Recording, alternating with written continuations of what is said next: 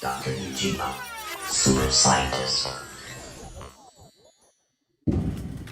Hello there. What are you doing standing out here? All the magic and fun is inside. Follow me.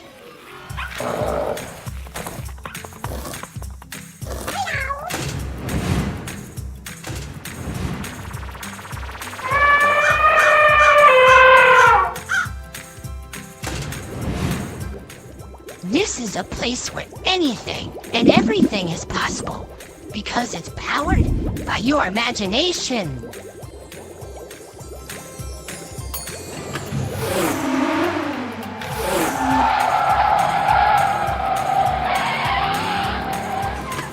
What do you think so far? Amazing, huh? Well, get ready, because you haven't seen anything yet.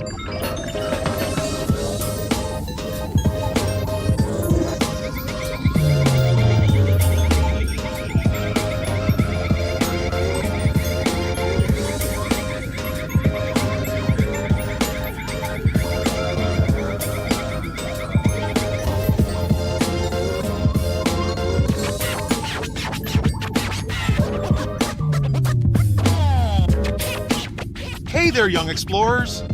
I'm Dr. Ujima, super scientist.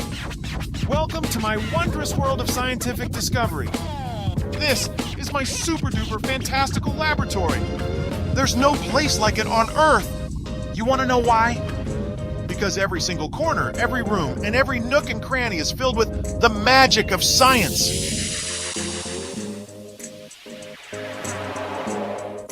Here we dive deep into the mysteries of the universe, ask the big questions, and sometimes even make things go pop and boom, all in the name of learning. And guess what? You're now officially a part of my team. Whether it's understanding why plants grow, how rainbows form, or what makes our universe tick, together we'll embark on the most exciting adventures while uncovering the secrets of science. So, are you ready to jump into a world of wonder and imagination with me? Then put on your thinking caps and let's discover, innovate, experiment, and have some fun!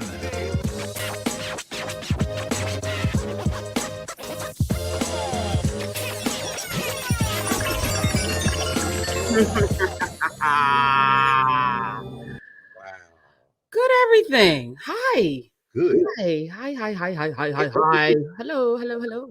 Good everything. What Is that? universe was That is out of the mind of Uraeus. I tasked.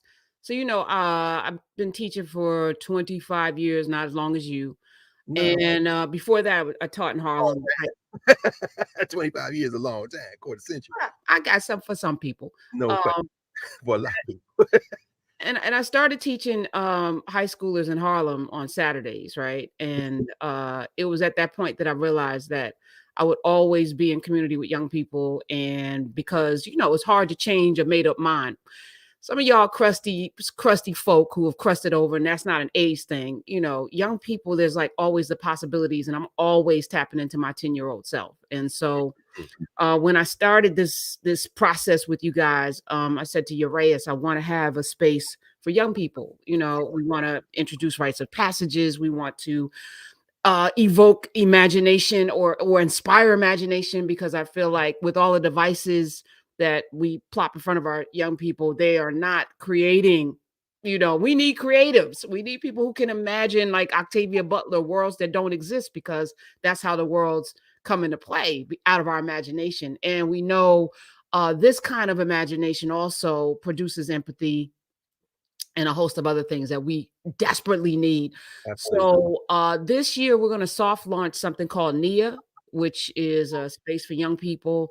Uraeus is going to school to learn how to do this, all the AI and all of the technical stuff. We're working with animators, and we're going to be producing books, comic books, graphic novels, all manner of things. And Dr. Ujima is going to walk young people through, exploring anything that they can imagine. How does this happen? He's going to lead it. We have Dr. Carver, George Washington Carver, also, taking us through plant life, and a little girl named Nia who's going to be discovering different plants and what they mean and what they can do. And maybe we'll bring in Dr. Sinyata to give the, like we're just pulling all of the resources together to produce what I feel, narrative Nubia, great. For me, my heart lies in Nia, because I think it's important. It's more important that our young people have a safe landing space. And also, I know there's a little Dr. Carr out there,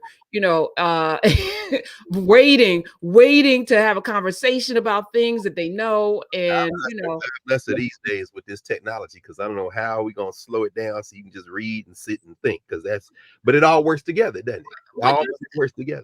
As budding students of history, I am, we know that everything old is new again. I think out of this heavy push on digital will come an analog generation, kids being tired of being in front of computers. We can only pray. Yeah, I mean, there's going to be a tipping point with this, and we're already seeing it because the technology is not as reliable as Teslas are, turning on and doing things, and all the batteries, all kinds of things are happening with them as well. Like even this move towards electric cars, we're going to go back to catalytic converters, people stealing them anyway. But interesting to think about, because it was never really about, for Musk, how many articles have we read and seen where, Tesla wasn't about the car as much as it was about cornering the market on the minerals to buy to make the batteries. So, and once again, Africa gets raped and pillaged.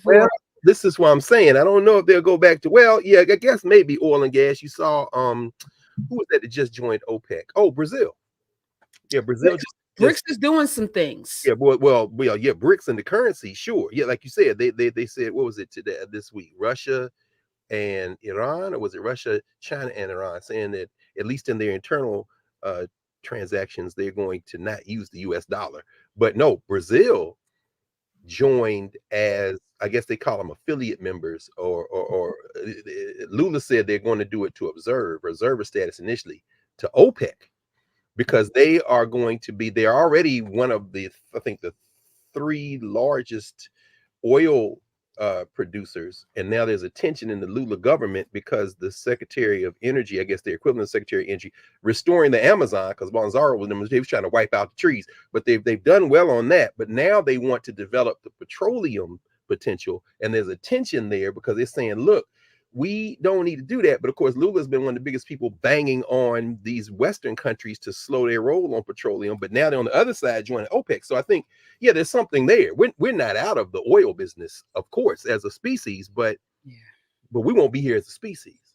Maybe. I want to be here. as long as we can, but I want to be healthy and whole. I want to have as many people as possible. And let me shout out Mark Vision. Mark, the visionary Barnes, who actually is one of the coldest brothers in animation. My responsibility to bank on both of them. To it's like I think it was you yesterday. We were talking about the power of perfection comes only through community. With this notion of there's no singular force of nature. Everybody who you think is great is only great in community. Really, like. Everybody. That's so I love our little team. It's very little.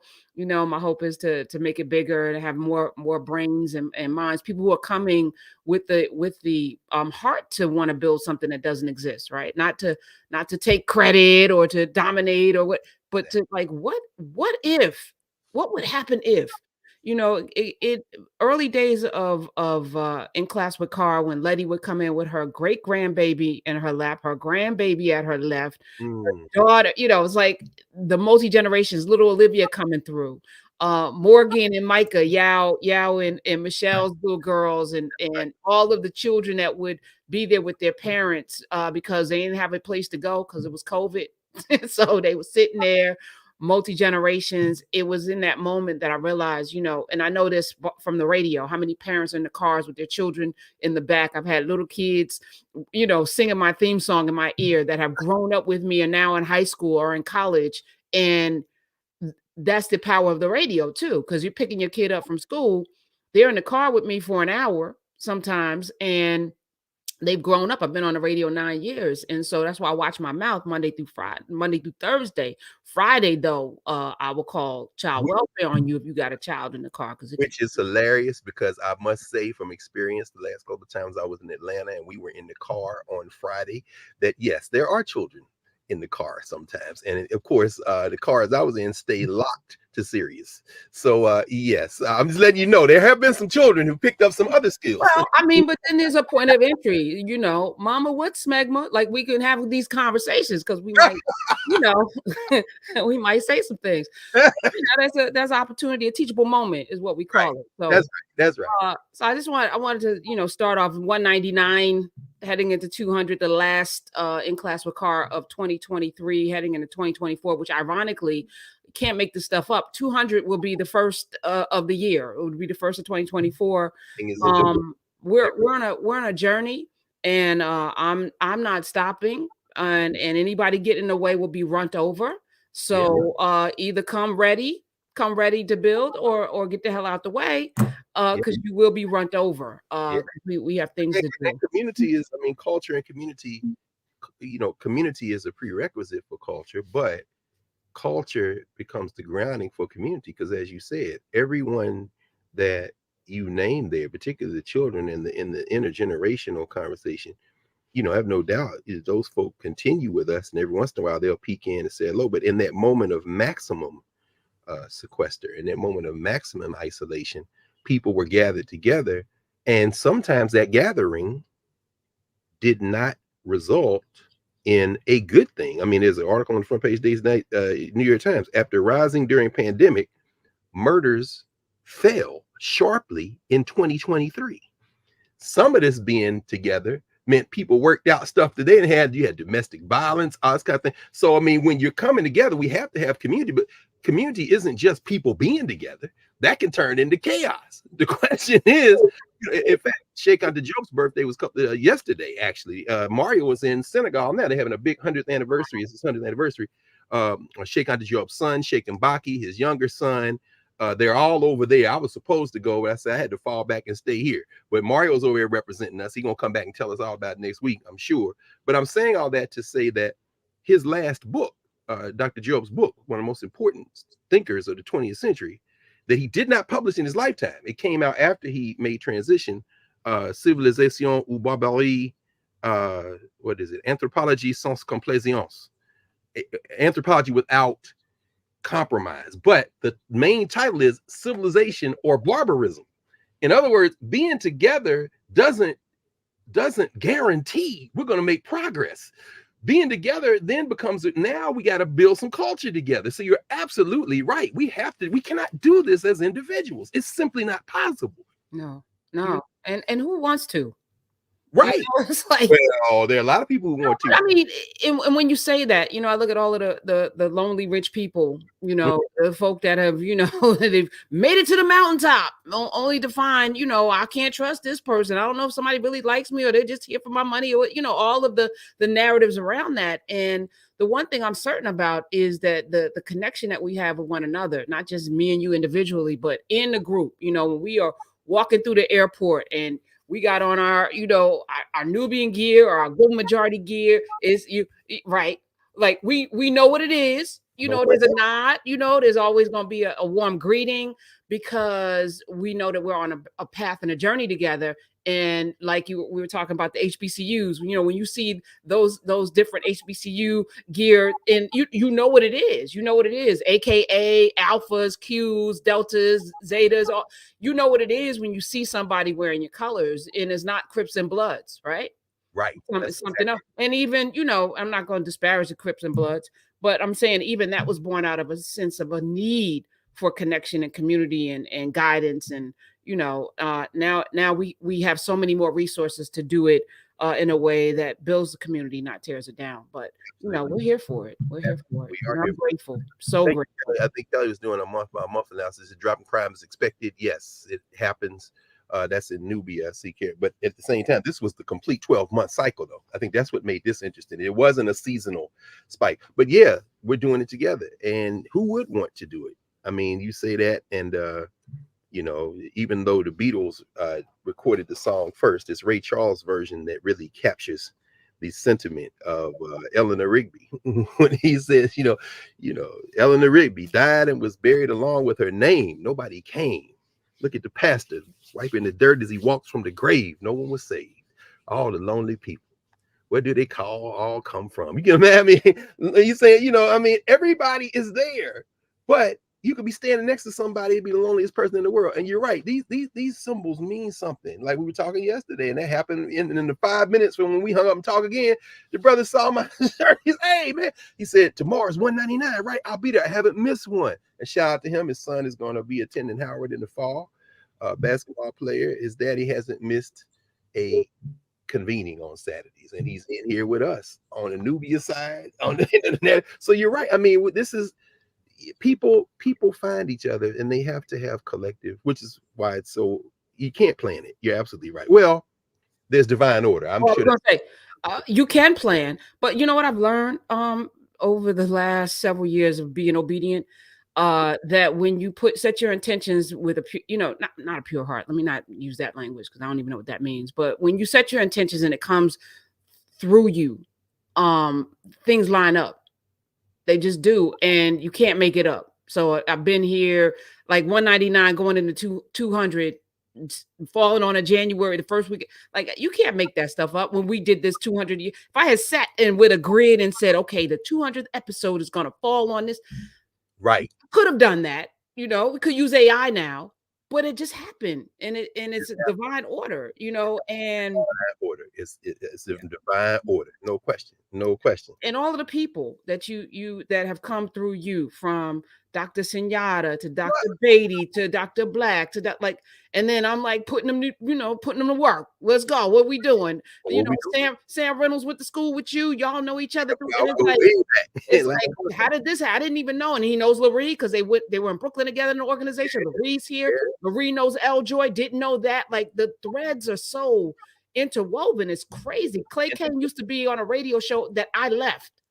Didn't know. Like he was at RL after I left WWRL. Wow. He sat in that seat. Now he's at, and it's in Clay's book. I'm looking forward to reading that too. The Grip. Oh my God. No question. He put some work in. Yes, indeed. Yeah. I'm loving we all over. Somebody is here from Tianja on the YouTube side. Greetings from the island country of Bermuda, Kwanzaa, Yeni Iwa Naheri. That's the greeting. Nia. What does that mean? Hold on. So I know Habari Ghani. Habari Ghani, what's the news? If you say in Jama, Asante Habari Ghani. Thank you. The word of the day, and then you get the word greeting. But when you say Yeni Iwa Naheri, it's just like a Kiswahili greeting for hello, how you doing, or celebration. So I mean, it's interesting because Kwanzaa came out of community. Maulana Karenga, who's still out there on the West Coast, still teaching at Cal Long Beach. I talked to him about a couple of months ago, because we're on the board of the National Council of Black Studies together. He's a longtime member of the board of the National Council of Black Studies. But that community came up with that. And then, of course, it spread very quickly out of Southern California, across really the country. But those early Kwanzaas out of the Bay Area, for example, very important, which is why when people came for Kamala Harris, when she said, I've been celebrating Kwanzaa since I was a little girl. Oh, here we go. No, you should probably be quiet, because her mother, Shamala Gapalan, was part of that community of particularly women of African descent in the Bay Area. So absolutely, little Maya and little Kamala were going to some of the earliest Kwanzaas, because she was born in 65. Kwanzaa's been in 66. And so she and I, we're older than Kwanzaa. So people say, it's a made up holiday. Every holiday is made up. Put that in the trash. But she'd been going probably to some of the earliest Kwanzaas to be held. So I'm just saying that. And then, of course, with Barack on the East Coast and the work coming out of right there where you are, Jersey, that thing hit like wildfire. And so, But why? So like, and I just want you to slow down a little bit, because every time I hear, and I was in that camp, so let me just confess, this made up holiday. Right. Never dawned on me that Christmas, Easter, Valentine's Day, Mother's Day, Father's Day, you name it, all made up by somebody to create, well, commerce, so capitalism, so that you can buy Christmas cards and gifts and, you know, Mother's Day and flowers. The flower industry made up Valentine's Day. Like, everything's made up to evoke an action or reaction from us. But Kwanzaa was made up to create community and culture. Wow. I don't know. I don't have a problem with it. And don't bring up Karenga's background or whatever, because a thing, like, if we're going to do that, then like King James, let's do that. Oh, everybody. You know? Everybody but Jesus. Let's leave Jesus alone today. Well, I mean, yeah, until you get those books to recover those ones that were left out and not seeing. Stop it, Dr. Carr. We're gonna leave Jesus alone. I mean, let him be. You know what's so funny? I mean, looking back over the last year of our time together, in 147 in our number, and I'm thinking now about Central High School in Philly, where everyone who graduates from who has graduated from Central High School, when they tell you they graduated from Central, the right question you ask is, what's your number? And then they tell you the number. They don't tell you what year they graduated. That's how you know in Philly, where somebody went to, I went to Central. Oh, what's your number? A number 246. Oh, okay. But in 147, a year ago today, you opened with some observations. Very interesting when you said, you know, Christmas, Jesus' birthday, not correct. New Year, not correct. So this concept of time, when we talk about holidays, what are we doing? And of course, holidays are just rituals people make up to build some sense of shared community across generations, across decades, across centuries. And so people say, well, Kwanzaa's made up. Yeah, you say that, but you know, Christmas is made up. And Christmas is a mashup that makes Kwanzaa look rational. In fact, the irony of many of our African rituals, particularly the ones created by Africans in the diaspora, is that they are very deliberately Pan-African and pulling. But you can't put a tree in your house with a manger under it and a white dude doing a home invasion on the 24th of December and make it make sense, except that you have mashed together things, and unlike Kwanzaa, you didn't sit down and plan this. This came out organically, and you can't put a rabbit with some chocolate, with some Easter eggs and a crucifix. You can't make that make sense. I mean, in other words, all holidays are attempts to build community, sometimes by force, because the two I just mentioned are absolutely, I mean, John Clark used to call Christianity a male chauvinist murder cult. So, I mean, when he, you know, his birthday, of course, is coming up day after tomorrow. January 2nd. Yeah. He claimed, he said the first, New Year's Day, but he said that he waited so long to come that everybody was mad at him because his mama was in labor all day and they was waiting for the baby to come to have the New Year's feast. And so he said his family never forgave him for taking up the whole day. That's why we always remember New Year's Day. But I'm saying that to say that he was a Sunday school teacher. Clark there was no more visceral critic. And like you, he taught children in Harlem. And here you at. Y'all share that in terms of their work. Not just teaching at Hunter, not just being in that community, but being with children. That's what, in fact, one of his teenage students was Kareem Abdul-Jabbar, who talks about that. You know, I was John Henrik Clark's student. But I'm saying all that to say that Dr. Clark could be critical without throwing away the value of community. He was a Sunday school teacher. You take what is from it, but I'm just saying it to say that when people offer those criticisms, it should also come with a recognition that there's a great deal of value that comes with community. And unlike many holidays, Kwanzaa was very deliberately thought out. And then once we took it, school teachers in New York who said, you know, we do Hanukkah, we do Christmas, we do this very important. So now we're going to bring Kwanzaa in the 1970s and 80s. I mean, this is the thing. And now, of course, as you say, there are Kwanzaa sales and it's commercial. And somewhere around here, I picked up a copy of the National Geographic Kwanzaa book. I'm like, which wasn't written by a black person, a white woman wrote this. And I'm like, but hey, it's out there now. The question is, can you take its value and meaning? And I'm not sure that's the case, because in most of the phrasings of Kwanzaa, in terms of its original declaration of what the meaning of each principle is, somewhere in that language is community. Yeah, I mean, you know, I do everyday Kwanzaa. Yes, Rhea and I would just sync it up because she does it too, and nobody told us to do it. Do you know what I'm saying? It wasn't an edict. It wasn't like, oh, Urban View, you're gonna have everyday Kwanzaa. It just became an answer. So I said, Umoja started on Monday last year, or this year, and now we. What happened? Oh, there you go. Now that's the last thing we heard. Now we're switching it around. It follows now the 26th started the first day. So today is Nia. It used to be Friday was Nia, which was purpose. So now we're just syncing up because I said I don't want to be off. So we on the same page. He was like, "Yep." Because to me, Kwanzaa is about collective work and responsibility. Cooperative economics. This is off the top of my head because I do it. Umoja, unity, Kujichagulia, self-determination. Like, what's wrong with us reminding ourselves, and not in a rote sort of way, that it's important? Faith, Imani, which will start Monday. It's important, right, Dr. Carr? Well, it is until it. This is why our Africana Studies framework is so important. It was indispensable. We had to develop a way to be in community with ourselves and think very deeply and collectively about our experiences and what they mean over the long arc of human existence. We had to develop a framework for doing that by holding out the social structures we found ourselves in. This is what allows for the confusion. It also benefits the social structures, which always doesn't benefit us. Let me give you a very concrete example. The National Museum of African American History and Culture, since it opened, has always maintained a Kwanzaa page. They have one up today. They have one up this week.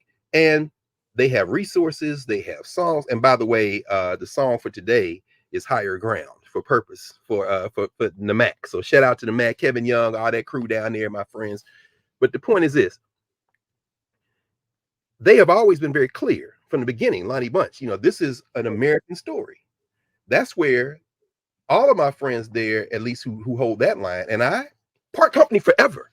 Now, the point is this. We can still be friends and community, but I absolutely fundamentally disagree because you leave yourself open then to, by framing us that way, not by saying who we are to other people, a social structure conversation, and who we are to each other, but framing that in a context to say, well, this is, after all, Black history is American history. It is, but it is not that fundamentally, because then what happens is when you articulate the values of Kwanzaa, what you and mind you, by the way, and I'm looking over here, we've got a whole session on Kwanzaa. A couple people can go back and look. We talk about this in great detail. I show the books, the post office book. I have both editions of the book. When they got the Kwanzaa stamp, and then the book was written by Dr. Karinga and it's put out. But the whole concept that Kwanzaa can be embraced by everyone is true. But what is also true, in fact, what is first true, is that it is a ritual that reinforces community among African people and memory among African people. That's why the first candle emoji is the Black candle. So I can celebrate Kwanzaa. You can put on some clothes. You can do the principles. No, I think no, you can't. So I feel like we want so badly to be accepted in this car crash of a community that only exists because our labor, built it. So desperate to be validated by something that can't ever validate you, that we lose the sense of true self and purpose, all of the things, right? Juneteenth now is completely co-opted. Juneteenth is completely co-opted. Not for you. The ice cream. One of our new ancestors this year, who we should name, and some of these ancestors that made transition this year, what will Uncle Red say to you right now? If you said, what would Hughes Van Ellen say to you? If you said, it's been completely compromised. All right, not completely. Not for you. No, but I hear what I agree with you in terms of what is the attempt is being made. And for generations, that's why our work is more important than it's ever been. We got to really work now. And how do we get us? I'm not talking about, folks that aren't in the culture, how do we get us to realize that the value is in us collectively, not in having somebody bestow upon us? Even as, I'm having these conversations about, venture capital and all of this stuff. And it's like, you're selling yourself to people that couldn't build what you're building, don't even understand your community, but they're going to place value, even in the advertising realm. How do you place value on my audience? How do you place value on Urban View? How do you assess it? It's always going to be in that minority category, the less than category, because in your mind, it's over there, not central, not the key to all of the things that drive all the. Like, if you talk about any product, Black people spend more money than any other group. So you're telling me we extract those dollars. You don't have multiple companies, including LVMH, is not number one without us. I promise you. None of the hair care products, the alcohol, none of the cleaning products, none of that, right? So where's the value? How are you going to put me in the minority budget? We're not minority. We're the global majority. We're major, never minor. By getting you not to do what you're doing, by getting you to put all of your eggs in that basket, by getting you not to build independently, by reinforcing. And again, this is why, very interestingly enough, at the foundation of Kwanzaa, beyond the 7 principles, but the organizational logic underneath Kwanzaa, which has been articulated since before 1966. Again, when Karenga kind of puts this together, and then these communities embrace it and then take it out, Mama McKinney and all those folks out on the West Coast and in the Bay Area, underneath this, the very one of the first things that Karenga talks about is the first crisis for us is culture. The first crisis is culture. So there's been reports over the last couple of days. We just came back a couple of weeks ago from the Celebration Bowl. Florida A&M beat Howard. Willie Simmons, the coach of Florida A&M, beautiful brother, family out there. Well, Duke University apparently has made an offer to have him join their coaching staff as assistant head coach, offensive coordinator, and stepping stone to head coach at Duke. And wait a minute. No, that's wrong. Running backs coach. That's it. Running back coach.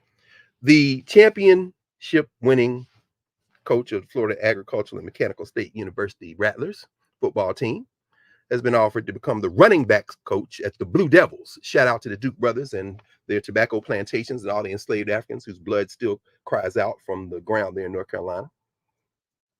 And for those of you who are Duke graduates, my friend Kenny Blakey, who's the basketball coach at Howard, good brother, God bless you.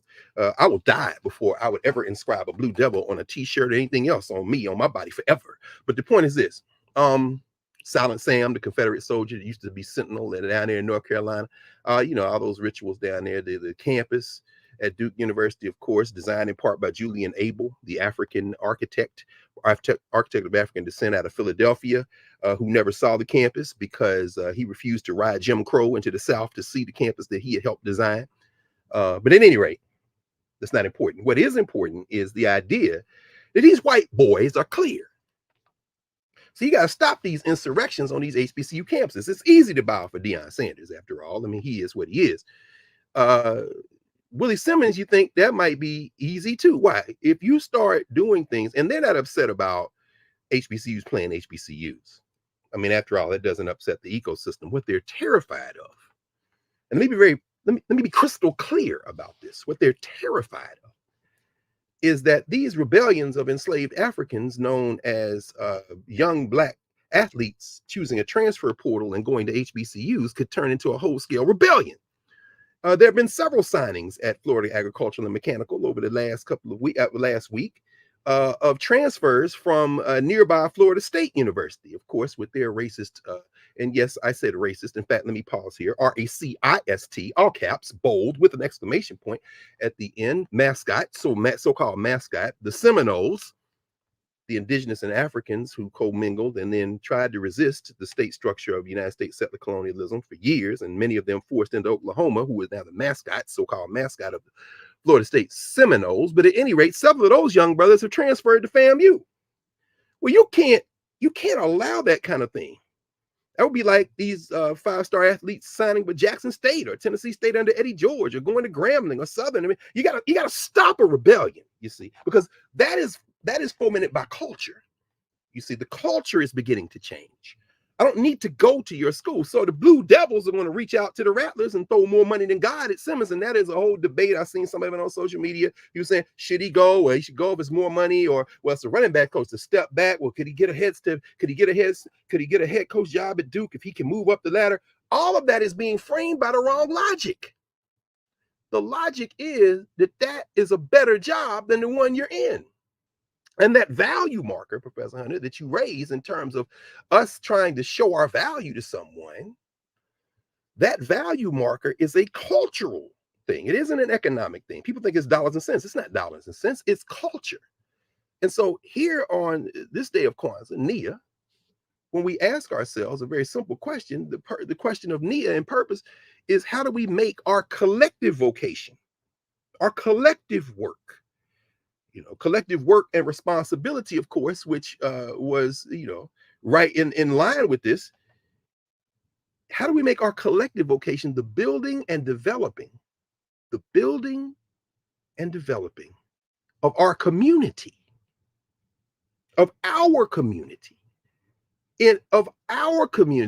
in order to restore our people to their traditional greatness? That's the language from 1966 to this day of Nia Damali, our sister, who owns a Medu bookstore in Atlanta, who has been on that wall now for over 30 years, whose roots go back even farther than that. Beautiful sister. Nia is her name, not her birth name. She took that name. Nia Long, that's her birth name. Why? Because the Nias and the Imanis, and they were born into a culture where at least the names were changing to reflect these values. And that can't be reconciled with anyone other than people of African descent. So we say to make our collective vocation the building and developing of our community in order to restore our people to their traditional greatness. Somebody else comes in and says, well, oh, that's a great, I embrace that. Okay, you gonna help restore Black people to their traditional greatness? Blue Devils, back up. But they're not gonna back up. Why you think we gonna let y'all have a rebellion? You know how many Negroes we have run up and down on these ball fields to make billions? And you think we're gonna, I have yet to watch a down in the National Football League. I'm intrigued by folk. I mean, because here's what happens. Once you buy in, you're finished. You can argue all you want. You can argue about, I guess there was a game last week, the Ravens of Baltimore versus the 49ers of San Francisco, and apparently there's some white quarterback at San Francisco, I'm kidding, Brock, whatever his name is, who throws to all these elite class receivers, and so he's seen as a quality quarterback. And apparently it's one of these white sports commentators who's never busted a grape in a fruit salad, thrown rice at a wedding, or threw a rock in a ghost town. In other words, never played the game. And I guess shout out to all the sports commentators who are trembling now in their collective boots as social media and technology has enabled the athletes to become the commentators, and now they're terrified. But it's over for you. But anyway, he said that I guess the 49ers going to kill the Ravens, and Lamar Jackson, the quarterback of the Ravens, of course, who they tried to engage in collusion to keep him contained, injury prone, notwithstanding, contained. But him and his mama worked that out. Sorry, Arthur Blank and the Falcons and all them. I heard some racist things that you said about him. Well, they ain't racist out your mouth, but we know what you meant by them. But anyway, I guess the Ravens beat the hell out of the 49ers, and now you got to deal with him. But if people mad, they saying you should give him more credit, or y'all can stop watching. But you're not going to do that, because that will require a cultural shift. Where's Colin Kaepernick? I will probably not take another breath on this earth watching the NFL game. And I'm not only happy about that, I'm wondering why we can't see that it's not going to change until you change it. What is your purpose? So, when we talk today, Nia, reflections on our purpose. What does it mean to do something? Like you're talking about, Prof. You've done something. You're doing something. This is an independent space. It's a platform.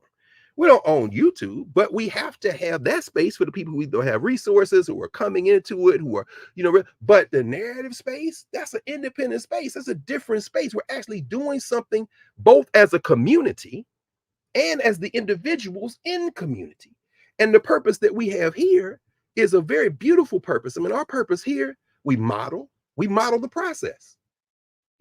This is in many ways a self-guided space, as much as you would like to think, as much as you would like to do yourself, pick up a book, write down your own reflections. And when we do the next iteration of the intro class, one of the things that is being introduced is self-guided assignments, self-assessed assignments. And then we can come together as a community and talk through what we've written, what we've thought about, what we've spoken about, what we've modeled in terms of interviewing our elders and talking to our children.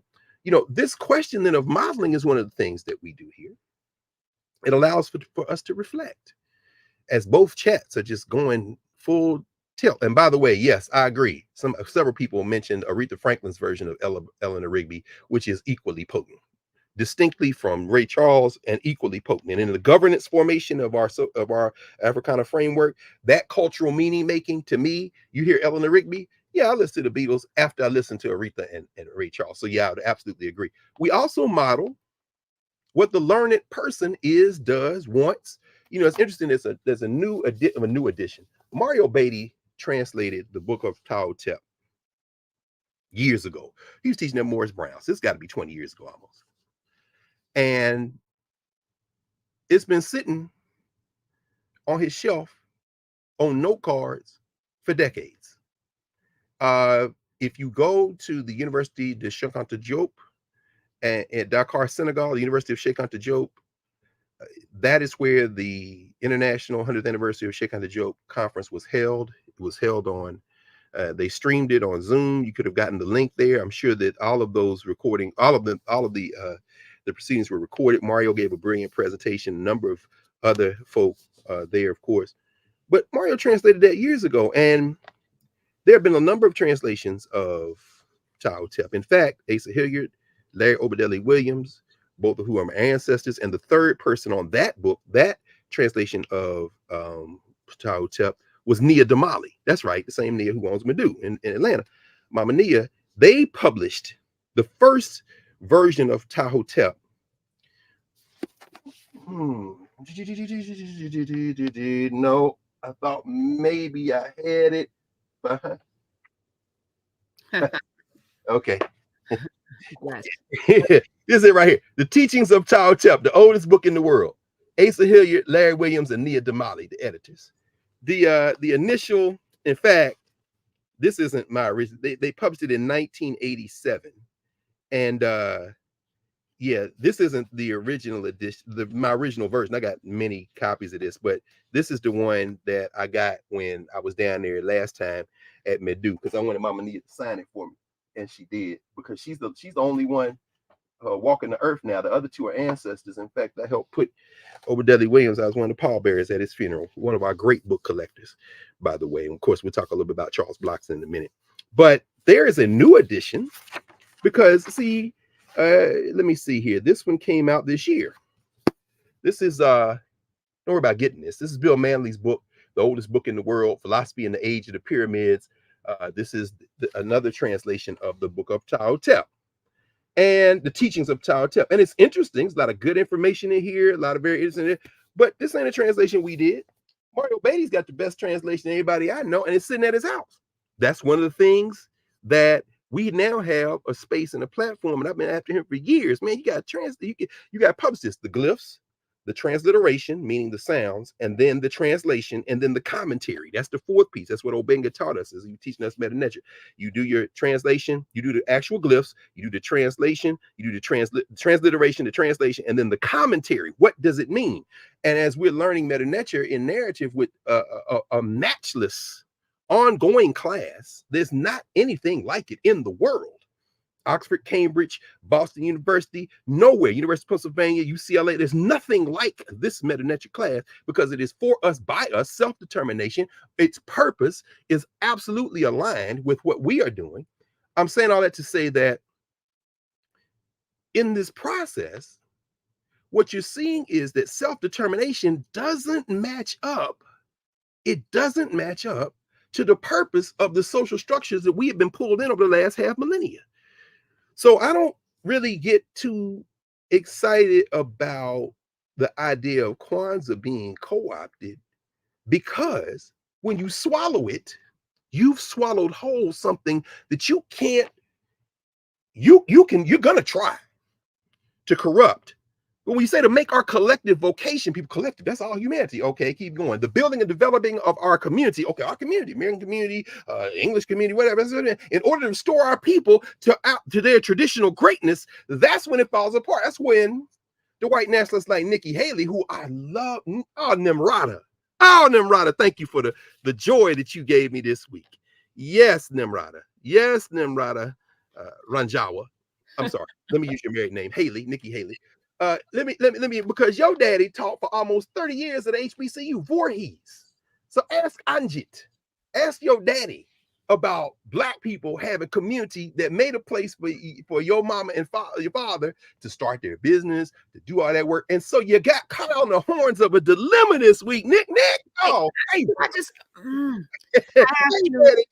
Can I ask? I think she's gonna be the nominee for the Republican Party. That said, even with all of this, what's her plan? you know, to have, there's a picture of her with her dad with his turban, her mom in the garb. They were raised on HBCU campuses. Yep. You know, she knows. She knows. You Mhm. know, what game is she playing, Dr. Carr? She's You playing know, the American game. what's the game? The American game. I mean, you know, for whatever he does or doesn't do, and I'll go anywhere very quickly. The Nigerian scholar John Agbu used to always talk about the distinction. He's not alone, but I just mentioned him because he was the one that brought me into the awareness of it. There's between an immigrant minority and a caste minority. He said an immigrant minority comes from a different place. They're not coming to the place they're coming to for culture. They're bringing their culture with them, and they're going to use that culture to their advantage. A caste minority doesn't have an identity separate from the oppression they find themselves in.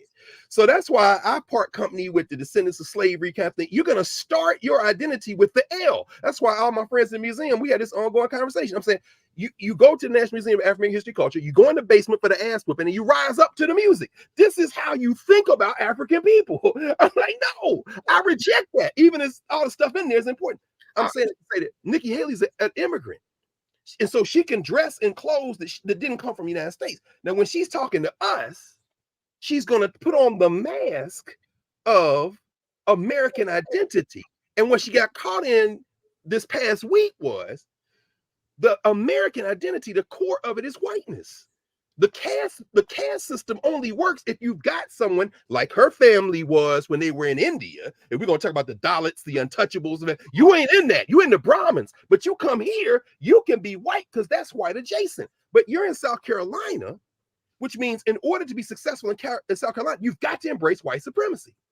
This is the white supremacy that has caused them to work very hard in places like Georgia, where we saw Judge Jones, who an Obama appointee, said that the gerrymander that they did in Georgia is legal, which it absolutely is, because remember, the Supreme Court, at least by judge-made law, not the Constitution, not the 14th Amendment, judge-made law says political gerrymanders are constitutional. Racial gerrymanders aren't. So they didn't reduce the number of Black people in the state legislature or in Congress, but they did maintain the Republican Party by carving up Democrat districts, including that district that Lucy McBath is in, the so-called Coalition of Color district, which Judge Jones, people mad at Jones. I'm like, hold on, read the opinion. Jones says that's a different issue of whether or not they're being racist by dismantling the community of color district. You can come back to me on that issue. So I don't think that battle over gerrymandering is done in Georgia, because what the Voting Rights Act hasn't been tested on thoroughly is whether or not white discrimination applies not just to African people, but to everybody. It's been tested before, but Jones is he all but invited them to come back on it. I'm saying out to say this. The Republican Party in this country is now the home of white nationalism. And in order to maintain white nationalism, you've got to blend the culture with the politics so that you think poor white people can say, I don't want health care. I don't want education. I don't want employment. I want my whiteness. Nikki Haley had to play that ball in South Carolina. And when they, as you know, when our sister Bree Newsom took that flag down, following in the tradition of Reverend E.X. Slade, shout out to Bernie Gallman and Jerome Moore, all those folks down there in South Carolina who know this story. When she got that flag down, after years of trying, Reverend E.X. Slade tried to set it on fire. That's when they put the fence around it. Now, it's years before that, right? Brother had a Santa Claus suit across the street from the legislature, and he would go over there every once in a while with that step ladder and then a long ladder trying to get at that pole and set it on fire. They finally put it behind a fence, and then Bree got up on there and got it down. That wasn't enough. As you know, you are the expert on this, Professor Hunter.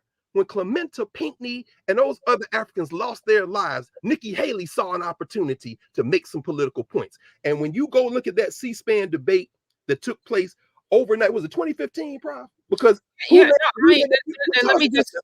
me correct you, because even after those 9 beautiful people were killed in Mother Emanuel, she still was doubling down on this heritage BS. Yes, ma'am. So, you know, the petition definitely had an impact, but it was behind the scenes. So it wasn't just... There's some people watching. We always get new people every week. When you say the petition, that's why I want you to tell the story. I mean, you know, after those 9 people were murdered and it came across, and Rachel Maddow was the first to report it, because, you know, I was then deeply entrenched in watching cable news.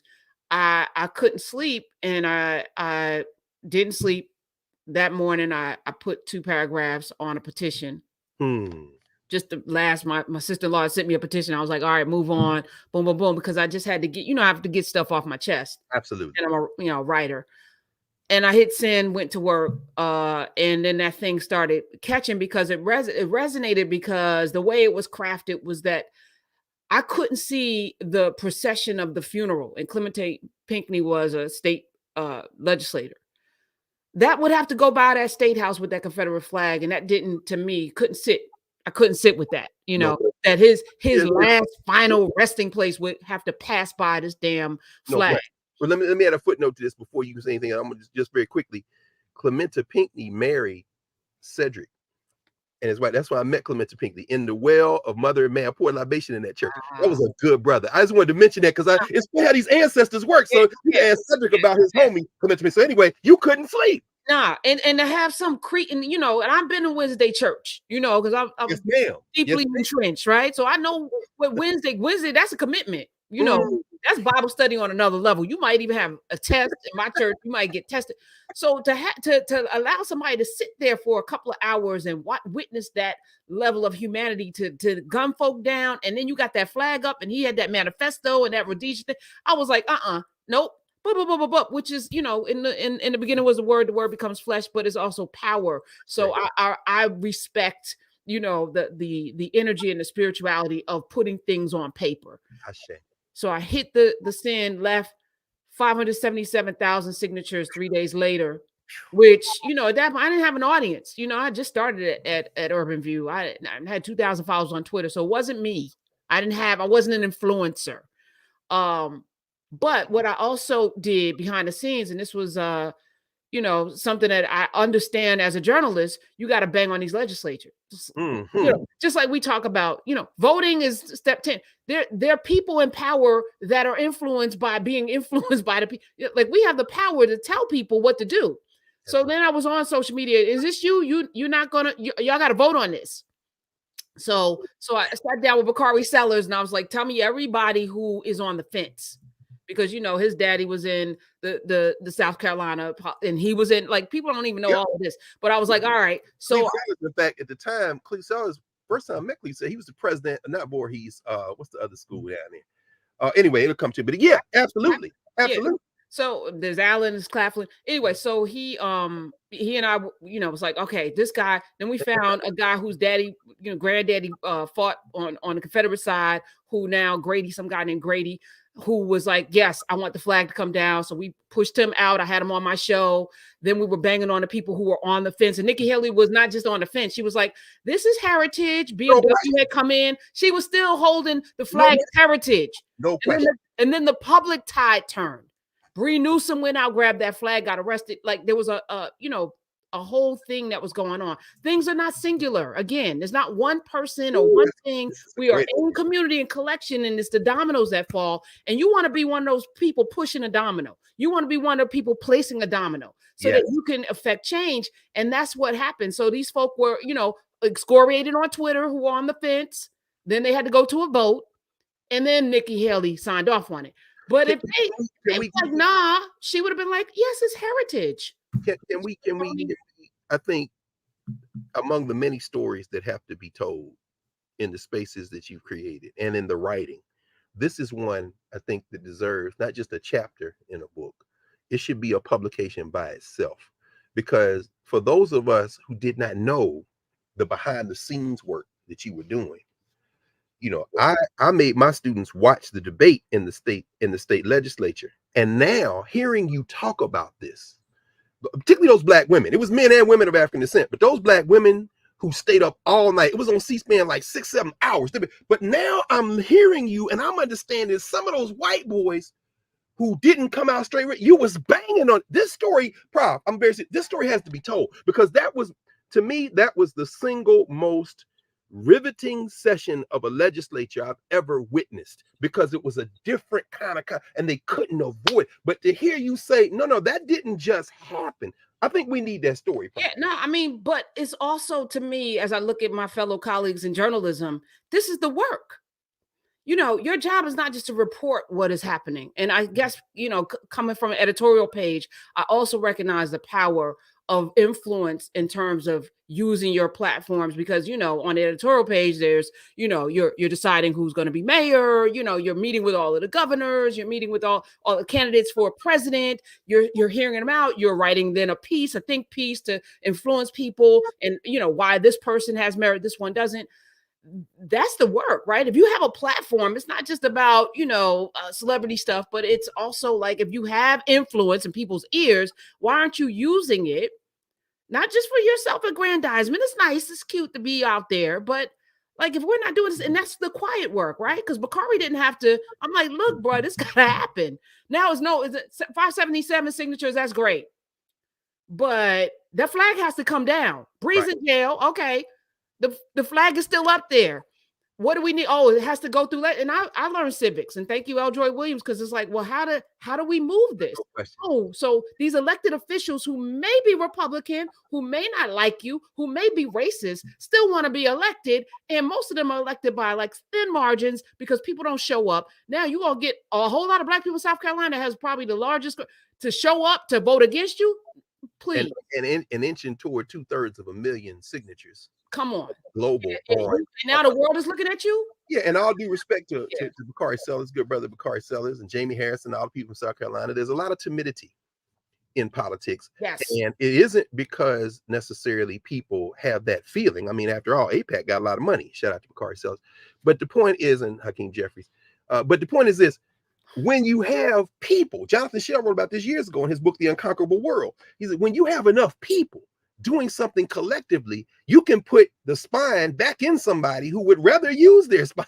And you're demonstrating this and walking us through this now, because that, in some ways, Bakari Sellers will live, as the young people would say, he'll eat off that for the rest of his life. But it wasn't like he just woke up and said, we got to do this, even with a father. In fact, but go find your book. I know you're gonna find it. I keep Sellers' book, The River of No Return, on my book, his father's book, because the Orangeburg Massacre, all that, you come from a tradition where you're not supposed to sell out.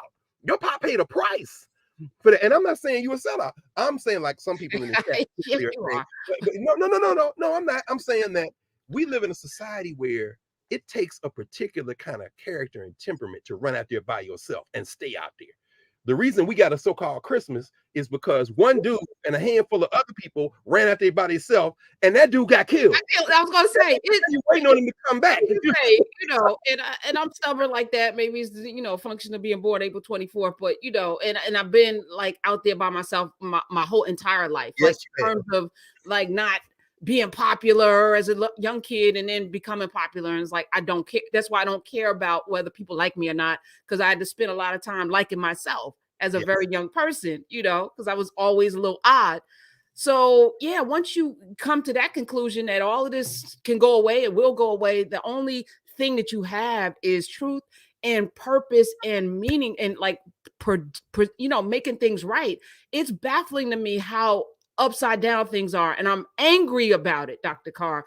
Every time I see somebody get in front of a camera and lie and say something different in our community, playing a political game, like you said, doing strange things for change, as if, right? So you're not going to eat? When I have like a battery of people who've only made their existence off of serving Black people, and sometimes it's hard. Sometimes you're going to die broke, but as you know me, not on my watch. If you roll, we all collectively make sure people are going to eat, because there's going to be a clarion call for how that happens, right? And it has to be, right? So and sometimes you are able to close your eyes with the peace of knowing that your self-determination has borne fruit. In our Nubia chat, I just see Baba Kwasi Daate has just given us news that Dr. Carr and family, a great tree has fallen and joined the realm of the ancestors. Baba Kamau Kambon transitioned on 12/29/2023, Sheikh Job's birthday in Ghana. Baba Kamau is a great brother who had an undying love for his people. He absolutely is. I knew Baba Kamau, his wife, Sister Mama Mawia, who used to be the president of the Association of Black Psychologists. Their son Abadle, who Abibi Tumi, that's their digital platform, but they have a cultural center built from the ground up in Ghana. All of them Africans born in the diaspora in the United States, but repatriated to the continent and have been living in Ghana. And Baba Kamau, I just want to pause and say, as you begin your journey, into eternity. We're going to ring the bell for you as you begin your journey. That was a good brother, an elder, very peaceful, very calm, the author of several books. I would have to go dig and see if I could find any Baba Kamal's book. I didn't realize that. So thank you, Baba Kwasi, for letting us know that. That brother, to the point you're raising, Prof, his purpose was to lift us collectively, and you can see it through his children, through their children, their daughter and son, through their grandchildren, through their family, and most importantly, beyond bloodline, to the community that they gave their lives to, their physical life, have given their physical lives to. And so he joins our ancestors. And that's important because it does speak to the question of purpose. It speaks to making our collective vocation. It takes sacrifice. There's a lot of money that could be made and a lot of unrest spiritually that would be fomented by, if they had come to you and said, we'll put you here, we'll place you here, we want that kind of thing here. And you said, okay, as an individual. But what we have here now in terms of community and what you've been doing for many years is a testament to the embrace of Nia. You've embraced Nia to make our collective purpose the building and developing of our community in order to restore our people to their traditional greatness. Now, there are a lot of people who would depart company on the question of traditional greatness and say, you know, you're romanticizing Africa. To those people, I would say, well, when you romanticize your master, you have created a situation where you can never escape your caste. You've romanticized you love your master. You love your master. Don't. The first thing is we got to accept the facts as they are. Sheikh Anta Diop once said that. In fact, he said, you know, when you make a study of yourself over time and space, people say your history, I say your memory. When you get that momentum of memory, Sheikh Anta Diop said it gives you the serenity, the peace, the calmness of mind to accept the facts as they are. And the simple fact of the matter is that the American Negro and so many others in this world, I won't just limit this to the United States, because we certainly see all over kind of Africa, the Caribbean, African people, other places. You love your master. You love the icons, the shrines, the totems of your master. You can't name any ruler or regent. You're very critical of rulers and regents in Africa, and I think they should be. You know, kings and queens, everybody saying kings and queens, they sold us in slavery. Yes, but you love Elizabeth. You love her. You love Diana.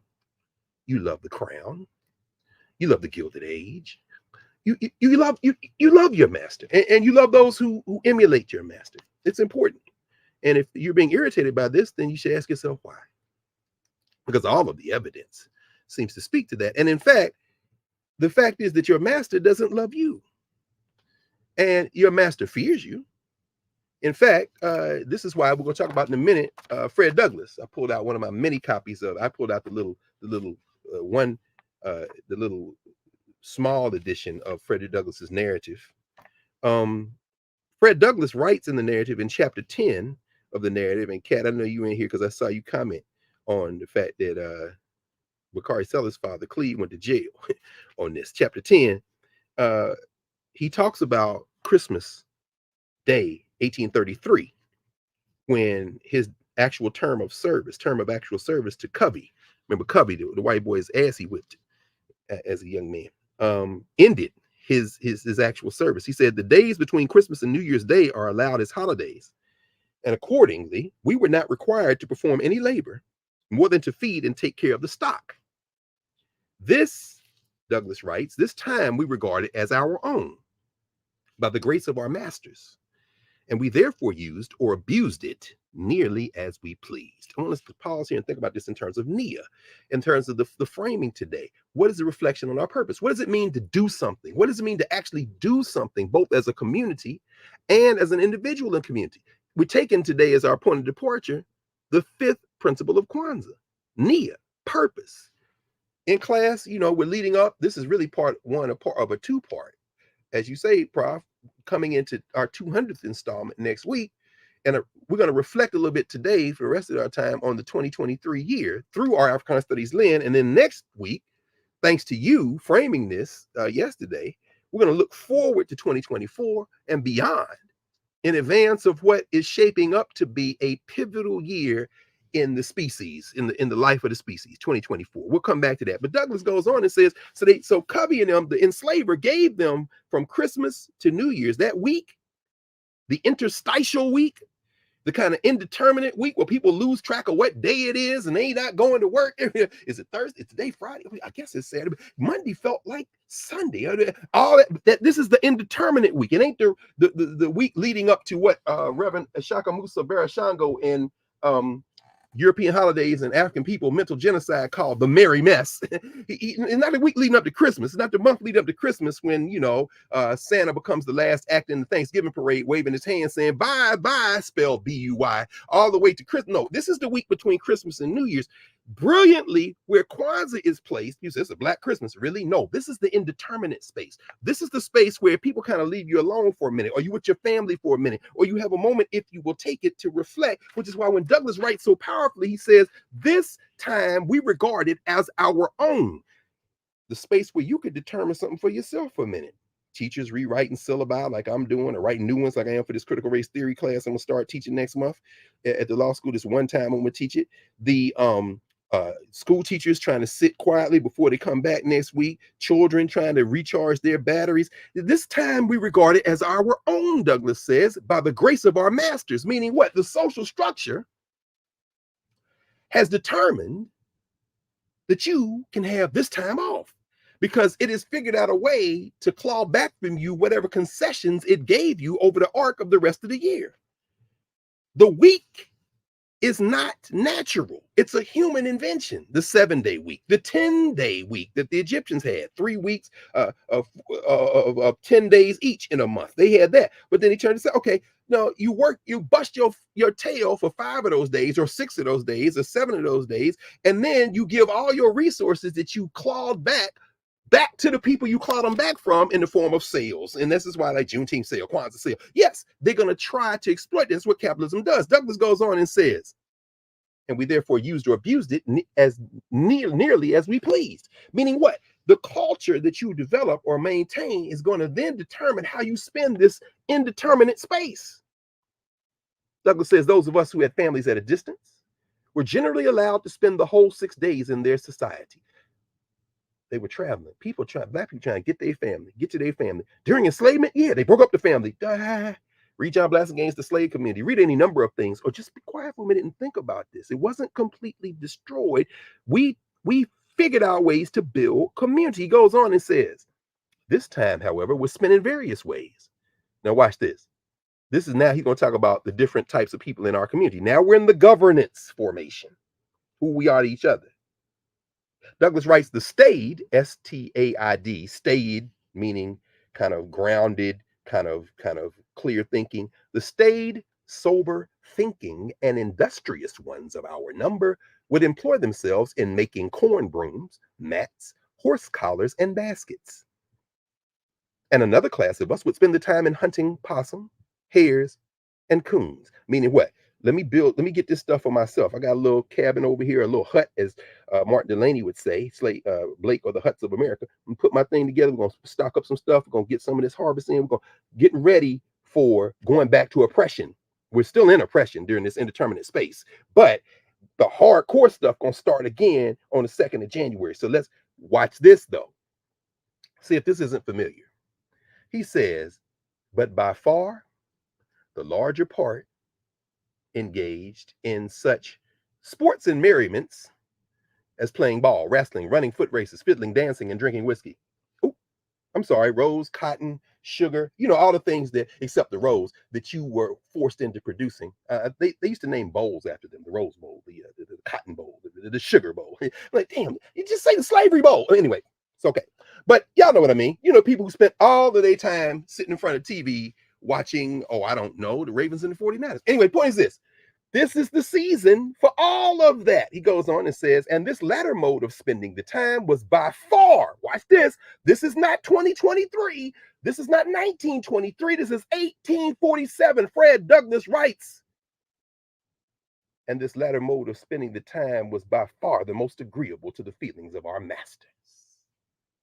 A slave who would work during the holidays was considered by our masters as scarcely deserving them. He was regarded as one who rejected the favor of his master. It was deemed a disgrace not to get drunk at Christmas. And he was regarded as lazy indeed, who had not provided himself with the necessary means during the year to get whiskey enough to last him through Christmas. From what I know of the effect of these holidays upon the slave, I believe them to be the most effective means in the hands of the slaveholder in keeping down the spirit of insurrection. Duke Blue Devils, we make you running back coach for $1 million. Well, I guess they should leave Florida A&M. Wait, and they're going to debate over the money.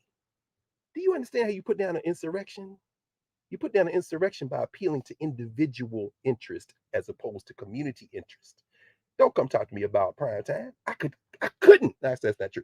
I started to say I could care less. I couldn't care less. And this is no dig about him. I find him entertaining. I think he's a bright guy. He's humorous. He gets it locked up. But that ain't got nothing to do with the politics of NC2A plantation football. That ain't got to do with nothing to do with Africans who couldn't tell you Hamilton Holmes and what's our sister's name who integrated the University of Georgia? Charmaine Hunter Galt, then Hunter out of Detroit. Couldn't tell you the two of them if they walked up to them at halftime of the damn Georgia game, SEC championship or national championship, and said, we are the people who they spit on to get into the University of Georgia, and y'all don't even know who are while y'all run up and down the field, and the two biggest slave plantations in this process come out the old Confederacy, Georgia and Alabama. And as far as Michigan goes, hail to those running Negroes, hail to those fighting Negroes, hail to Michigan. I couldn't care less. Fred Douglass told you in 1847, before there was a football, Douglass said, from what I know, the effect of these holidays upon the slave, I believe them to be the most effective means in the hands of the slaveholder in keeping down the spirit of insurrection. Were the slaveholders once to abandon this practice? In other words, if you didn't give them a little time to blow off steam, I have not the slightest doubt it would lead to an immediate insurrection among the slaves. These holidays serve as conductors or safety valves to carry out the rebellious spirit of enslaved humanity. But for these, the slave would be forced up to the wildest desperation, and woe betide the slaveholder the day he ventures to remove or hinder the operation of those conductors. I warn him that in such an event, a spirit will go forth in their midst, more to be dreaded than the most appalling earthquake. You know what? Y'all think about this. You don't work the whole year, and you got to give back because you busted your tail for some noble purpose. You got to give back 2 weeks of vacation because you didn't take it, and they ain't gonna roll it over to the next year. Do you know the anger when then the person comes in and says, I'm gonna need that day off that you just took back because we need you to come in? See, that's the person that goes in and shoots up the place. You see, understand. Douglas is like, these are safety valves.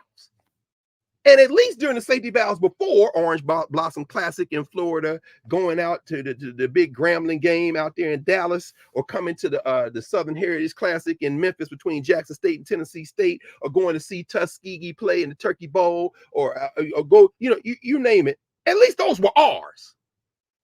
Now they done colonized that in many ways. We want you to continue to celebrate, but can I put AT&T stamp on it? Can I put the, yeah, because we done moved it from sugar and cotton and oranges to Tostitos or whatever, you know what I'm saying? But it's still a product moving this, and we stamped our name on the big bowls where we got your people running them down the street. But now we want to come to the HBCUs because we understand we cannot give you Negroes. No, we got to stay our foot on our neck, on your neck, because our feet are getting smaller and smaller as your numbers rise. So Nimrata rode the wild wind after you, at the center of that movement, pushed. And then she gets to try to take credit for it, except now you're moving from South Carolina into the United States of America. And you're going to find out, like Andrew DeSantis, that white nationalism don't play the same way once you've left. Yes, there are white nationalists all over the United States of America. Make no mistake about it. But also understand that you can't run that it was heritage crap when somebody comes and she said, well, it was a plant from the Biden camp of the Democrats. Yeah, maybe, probably even, I would think. But so what? Your answer was an attempt, and you're not ready for prime time, Narada. Nick, you're not ready, baby.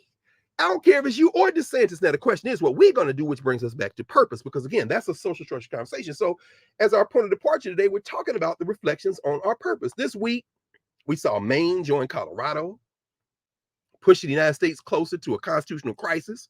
We'll talk about that maybe a little bit next week in terms of what's going to happen in 2024. This Supreme Court could make the court that decided Bush v. Gore look like the most rational court in the history of the Supreme Court in the 20th century, because they got to decide whether a president is above all the law. That's Trump thing. That's what Jack Smith wanted him to decide. Can you decide whether or not this guy, the law applies to him? Well, we're going to punt that, but John Roberts punted. Oh, when Colorado said we taking him off the ballot. Who? And then Michigan said they're not taking him off the ballot. And the white nationalists like, see, no, it's a question of state law. We're not going to get into it today. But just understand that whether or not the candidate for a primary, presidential primary in a political party stays on the ballot or not, if they are either determined, and the thing about Colorado was it was a trial to determine whether or not this guy violated Section 3 of the 14th Amendment, which we read last week. They decided he did. The determination is made according to the state laws. The states run the federal elections. So Michigan didn't reach the question of whether or not he can stay on the ballot if he is the candidate. That's not covered in the state law. Maine has the authority to do that. So in other words, John Roberts is not going to be able to escape the federal question that is marching to the door of the Supreme Court. We'll talk about that next week. And that question is whether or not a person that violates Section 3 of the 14th Amendment, as determined by the state law, whether or not that person can be removed from a ballot constitutionally for violating the 14th Amendment. And that's a question John Roberts don't want to touch with a 10-foot pole. This is going to be incredible. But anyway, that's going on. There are a lot of other things going on. But, I thought today we might spend just a few minutes talking about the year in review. As I said, at the beginning of last year, number 147, and y'all go back and look at it, we were talking about the concept of time. Prof, you said you talked about Christmas, Jesus' birthday, why they are in the calendar, what they are, New Year's not being New Year's, the months being messed up. We talked that day about Ralph Bunche. We didn't know 10 months later that an attack that was clearly being planned while we were talking would be brought off, and Hamas would make that attack in Israel. We talked about Bobby Lovett, who had just made transition, the great HBCU historian. And we see the momentum of HBCUs. A lot of people haven't read Bobby Lovett's work. There's a new book on HBCU that's out, but I'm not going to talk about that right now because I would prefer people read Bobby Lovett's book. If you're going to read about HBCUs, we'll have to read about experts on HBCUs at HWCUs, particularly white ones. But the illusion of newness is tied to these rituals. Kwanzaa is in this indeterminate space. This Kwanzaa takes place in the interstitial period. That's part of its genius. It's a period of indeterminacy between Christmas and New Year's in this ritualized social structure we live in, where if you want to get something to eat on Christmas Day and you out in the street, you might go to a Chinese restaurant where you'll find a very interesting contingent. Looks like the United Nations in Chinese restaurants on New Year's Day. It's very interesting. New Year's Day is different. But I'm saying, Kwanzaa takes place in that interstitial period. But that is the period of indeterminacy where, as Douglas writes, you can make up your mind to do something for yourself. What is your purpose? What is the purpose? So every night of Kwanzaa, beginning with Umoja, Kujichagulia comes right next. What after unity, with unity which forms it all, self-determination. How we gonna build a we? That's all we be talking about in here. And all we're studying and modeling and thinking through is how do we be we? Self-determination, Ujima Ujima. So you say, collective work and responsibility, cooperative economics. Then we get to Nia, purpose. What is your purpose? And then Kuumba, creativity, to do always as much as we can to leave our community. There's that word again, Ma. That community more beautiful and beneficial than when we inherited it. And then Imani, faith. Now Monday be New Year's Day. We paused for office hours last week in recognition of people being with their families. And, I'll come back to the Imani, which is Monday, of course, John Clark's birthday, to believe with all our hearts, in our people and the righteousness and victory of our struggle. Oh, my goodness. So understanding that Kwanzaa allows us to set a different rhythm in the indeterminate space that your master left you to recharge your battery so you can go back to work for him next week. But in that indeterminate space, we can make a different choice. We can make a different choice. You understand? And so, understanding that as a cycle of cultural meaning making, movement and memory, the momentum of memory that can fortify ways of knowing as a way of identifying and restoring governance in the face of a hostile social structure. I'm using our framework to make this point. That's what this week represents. It's a cycle of cultural meaning making, gathering and doing things, and the movement, the momentum of memory. So everybody can say, we can all do Kwanzaa, right? Let's do it. Okay, you read the first principle, and then somebody not of African descent reads that to be able to do that. Okay, who's our? Thank you. Say it again. Nice, Kente. Stowe. Say it again. Say it again. Yes. Oh, absolutely. Because what we not gonna do is look away from the principles. It amazes me they haven't tried to rewrite the principles. Oh, that's coming. Oh, that's coming. But guess what? Go to hell. The interstitial period, you can make a choice in the governance formation. We have to police this. Just like we have to police Juneteenth, the cycle of cultural meaning making and the movement and momentum movement and memory, the momentum of memory that fortifies ways of knowing, ways that are deep seated in us as ways of identifying and restoring governance. Are our ways to determine our collective futures in the face of a hostile social structure. And what happens when we don't regard the impact of that social structure on us and its objectives on us? Then we don't clearly have a purpose. We conflate the purpose. You know what's interesting? Christmas Day, I went to see American Fiction. We talked about the novel it's based on, and got to see Percival Everett. Didn't see him in person. I'm saying got to see him. He's on social media. He's one of the executive producers, the author of the book that American Fiction, the movie, is based on. The book, of course, that we talked about last week briefly, Erasure. And he talks about the fact that he couldn't have made a movie out of Erasure. It took a screenwriter. So it's very interesting to hear him talk about this. But I was going in the theater, went into one of these little art film theater places here in DC. As I'm going in, I'm looking at all these black people going in. They got African clothes, they got church clothes, there's a bunch of people, smatterings of brothers, but mostly women. And I naively thought, oh, wow, they come to see American Fiction. Went in and they had added the color purple to the offerings. And I thought about Dr. Ellis last week, Kim Ellis, our friend and sister, niece of August Wilson out there in Western Pennsylvania, who was a member of this community, of our Nubia community, who was here, probably here today. In fact, I'll look in the chat in a minute and see if she's here. So you should go see The Color Purple, and I will go see it at some point. Because I have a visceral disconnect with any narrative that engenders disagreement. I'm not saying we look away from conflict. I'm not saying we look away from problems, but I follow as a mantra Baba Mariba Kelsey. Let us agree to agree. And so, I understand that there was some, looking on social media, I find it very intriguing to see some of the comments. Because, I mean, if you've read the novel, you know that gender, that there's, I hate to even use the language social structure as imposed on us. And this is why Dan Black's work is so important, I think, in many ways. Another reason it's so very important, because I don't use the language of intersectionality or queer or LGBTQIA. I mean, all of those things to me are attempts to kind of give voice to realities, but they're also attempts that are freighted with political projects. I don't want to get too academic about this because, again, the academics, basically nobody listening to them. But it's a lot in that back and forth if you listen. But the point is that there's a lot of fluidity in that work, in Alice Walker's novel, in the first movie with that ensemble class, with of course Whoopi Goldberg, but also so many others, Danny Glover, of course, who unfortunately has been framed by a lot of people because of that early work or early career work, so to speak.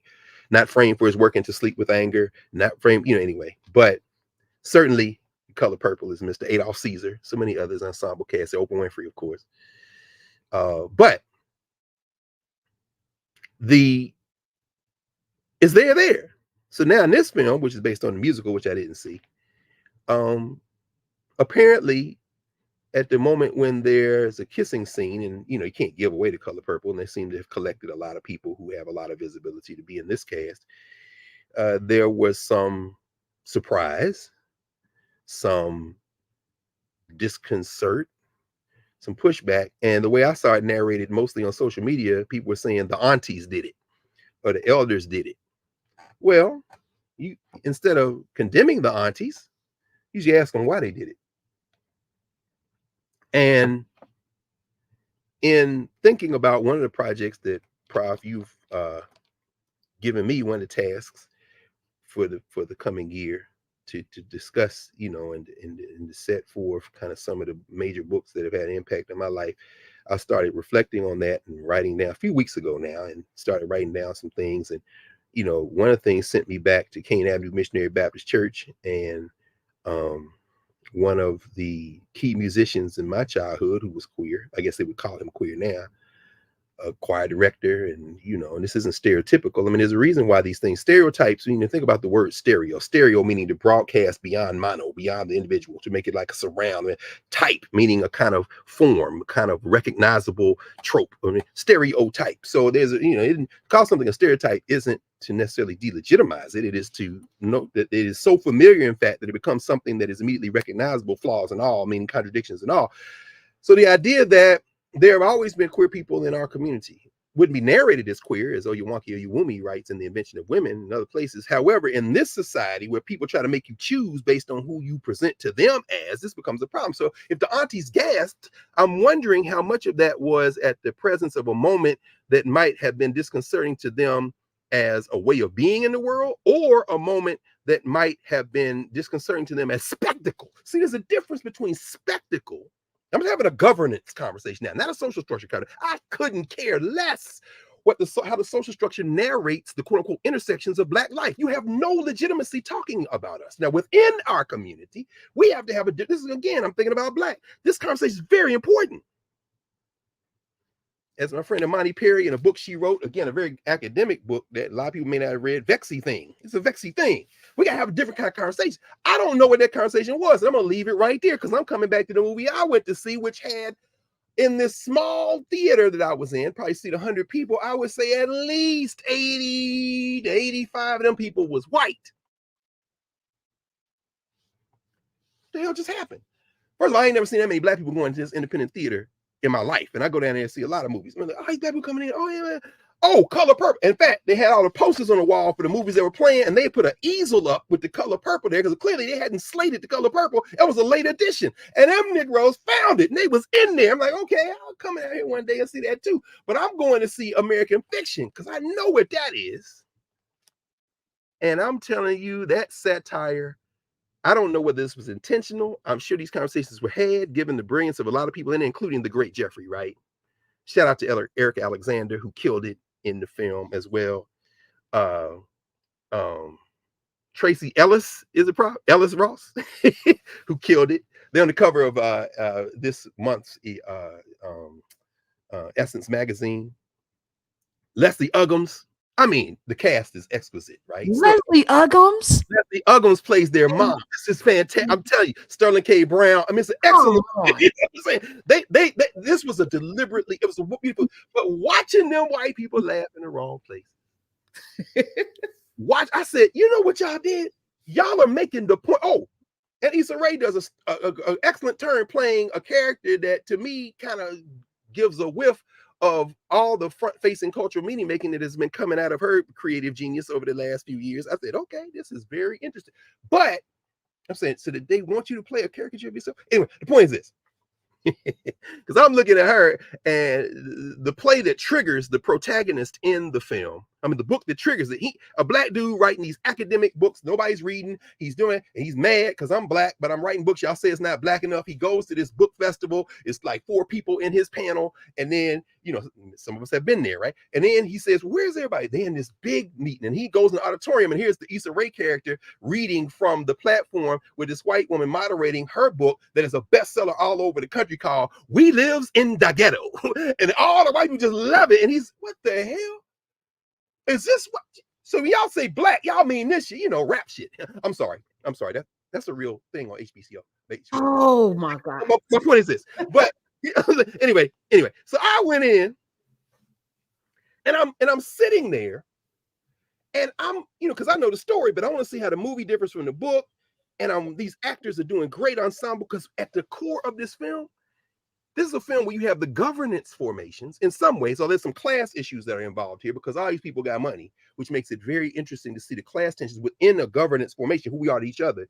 But they're operating in a social structure where they curate blackness as minstrelsy, as a damn minstrel show. That's what sells in this community, right? I'm sorry, in this country, not a community, because the United States is not a nation. This is why Kwanzaa can never be fully digested, because if you're going to, anyway, point is this. When I'm watching this, I'm also now realizing, oh, this is great. I get to watch it and get to have all this reaction. And I'm watching them laugh the wrong places, be silent in the wrong places. Throughout the film, building to the denouement, building to the end. And at that point, the laughter was almost like, now see, if I were a different kind of Negro, I would pull a Frederick Douglass in here, except all these people in here, I'm not going to treat them like Cubby and beat everybody's ass. I know y'all didn't just laugh at that. Anyway, the point is this. You're the movie, you know exactly what I'm talking about. Coming out, it made me think about this idea. The attempt to critique this society is very important, and American fiction does it. But that cannot be the essence of our beingness in the world. Kwanzaa is about us, self-determination, purpose. So when we look back over 2023, let me kind of wind this up. The 12 months before, another set of 52 classes, from 147, where we started today, to 199, where we end today, those courses, every Saturday. You know, this was the year of the 50th anniversary of hip-hop. We saw spectacle. We saw spectacle. Some of it was great. We got it taps into our cultural meaning. See, the thing about hip-hop is it taps into our cultural meaning making, which means it's always going to tap into our ways of knowing. We're going to respond to it. And we're going to want to be there. And then you see the tensions when you got a social structure that is so dominant over your lives that your acts of self-determination can then kind of be affected. That in your governance formation, so you got Willie D and Scarface beefing because Scarface went and performed and Willie D didn't come and they broke up their podcast. It's like, that's a governance conversation, but it's dictated by who you are to other people. You want that platform. Understood. Your good friend, my friend, but your good friend and brother, all of our brother, Roy Wood, watching him, I was watching him have a conversation with the cat, Jeray, on his podcast, Everybody Got a Podcast, on like being in this world today. And something Roy said was very powerful. He said, you know, when you have a platform like the Correspondence Dinner or the Academy Awards or the Daily Show, he said, you're almost under an obligation to your people to take it if you're going to use it in a certain way. And that was very powerful. I'm thinking about, yeah, I'm never gonna have that choice, which is a beautiful thing. At 58, I made that choice years ago, and I'm not only fine with it, I can't imagine making another choice in the ways I move through the world. But for Roy, who has all of the sensibilities we have, to hold that space down, and for these people to be so white, so very white, not to understand that there's not even any competition for who was the best in that space. And for him to say, bet, I was born, I'm going to die. I'm getting closer to death than birth, and I'm moving in that direction. I'm not going to spend another breath allowing this to define me, but to in that moment, in that reflective one, which I thought was because the brilliant thing about Teray in this podcast was he let other people talk. Anyway, Roy talks at length, very quietly.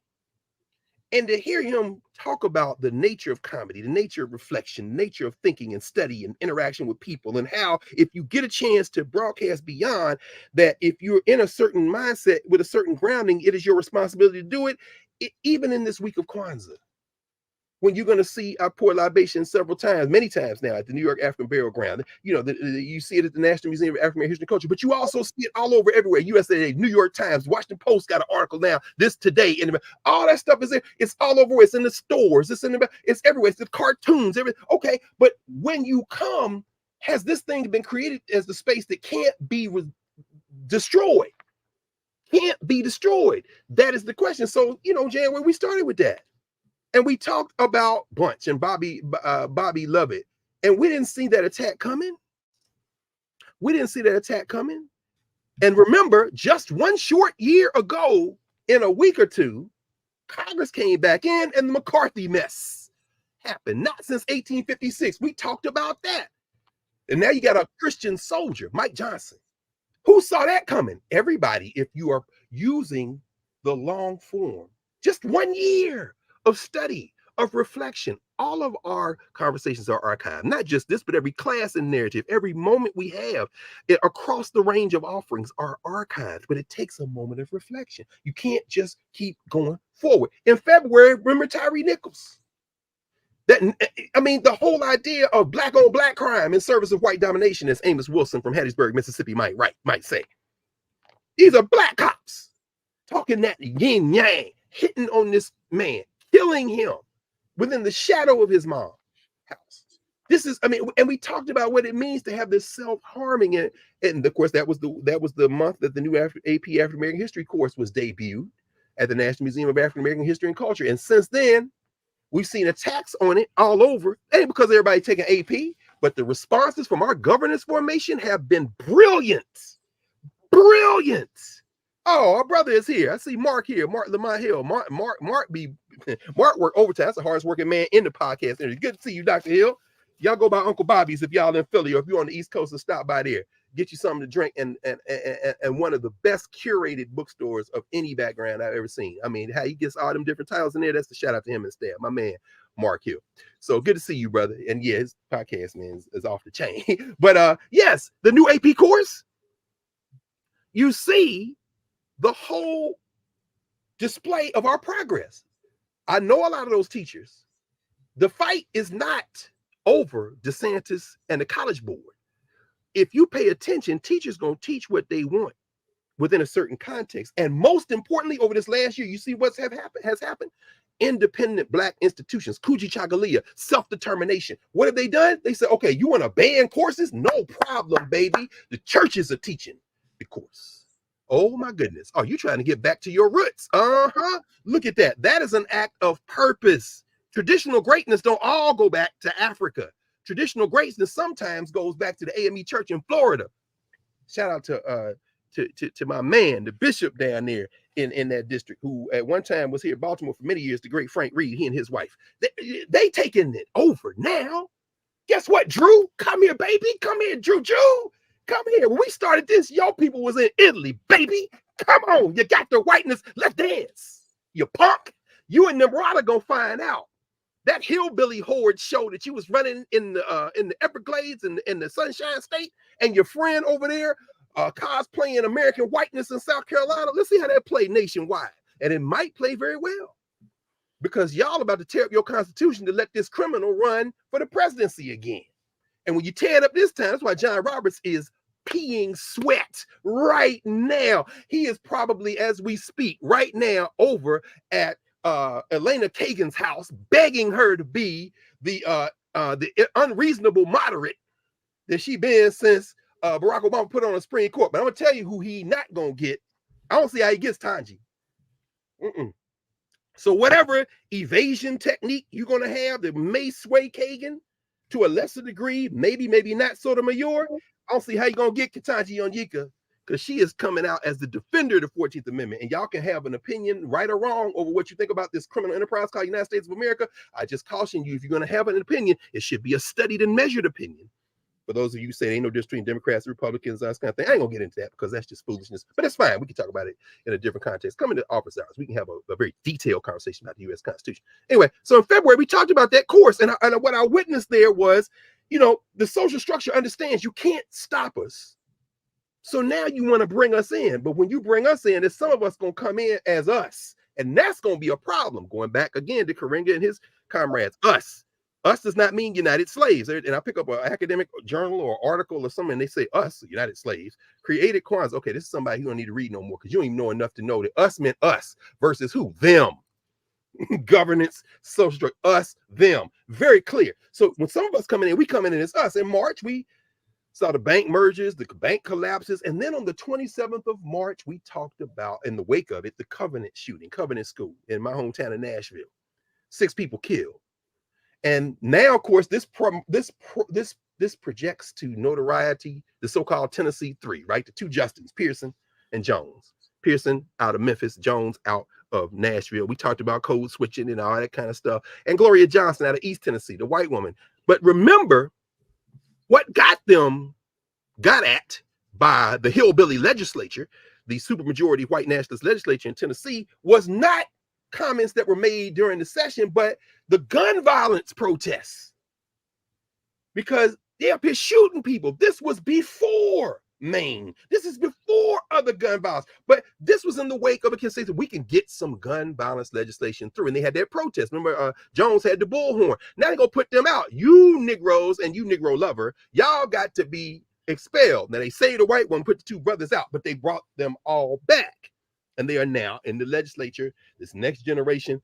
And if you've been reading this week, in the Virginia legislature this week, the House of Delegates, they're tooling up to pass some gun control legislation so that the white nationalist governor of Virginia, who had his behind handed to him in generous helpings in the midterm elections, Glenn Youngkin, is going to have a choice to make. So this gun violence thing isn't going away. We talked about that. And then, of course, Randall Robinson transition. And we had a session. What does it mean to love America? Now, I don't love nothing except people. And that's the only thing. Loving a flag, loving a country, that's a little bit vague as far as I'm concerned. Now, anyway, we don't need to get into that. So in April, of course, Prof was up by you. We talked about this in the wake of going up for the John Henry Clark Reading Room dedication. Your friend Jennifer Rabb, of course, bringing that, the president of Hunter at the time, bringing that ship to port. And that was the month, of course, that Alton Henry Maddox Jr. made transition, and in April, and one of the great lawyers, one of the great legal minds that we have produced in this criminal enterprise, the man who said, I don't call them founding fathers, I call them fleeing felons. And so the question then we raise is, what is the purpose of intellectual work? We spent a lot of April talking about that. Intellectual workers. We'll talk more about John Clark next week, but his birthday is coming up day after tomorrow. Maybe Monday night we'll do a little something on John Clark, because we've done it before, but you can't do enough about this man out of Union Springs, Alabama. This man then moving to Columbus, Georgia. This man who wanted to go to the World's Fair in Chicago, but had to hobo his way up there and ended up on the train going to New York, who then spent the rest of his life in his beloved village of Harlem. This master teacher, this man who in many ways became the template, the model for me and for countless others. This man who was on the faculty for many years, as you were, Prof, at Hunter College. I think about one of his apprentices, Marimba Ani, our friend and brother Tony Brown, who chaired that department following in the wake of the founding chair, John Clark, and so many others who came after him. But the idea that this is something we must all do, not that we can all do. You say, anybody can read him. Yes, but we must do it. John Clark eviscerated the concept of the academy as something that exalted some people over other people. He flatly rejected it. One of the most humble people you'll ever want to meet, and spending time with John Clark will be a framing moment of my life. One of the things in this work we're doing, Prof, on these books that were influences, also the people. I start thinking about, as you began to ask, and I know you got plans for this, and maybe talk about before we leave today, is who are some representative figures that allow us to think about what it means to model what we want to do, our purpose.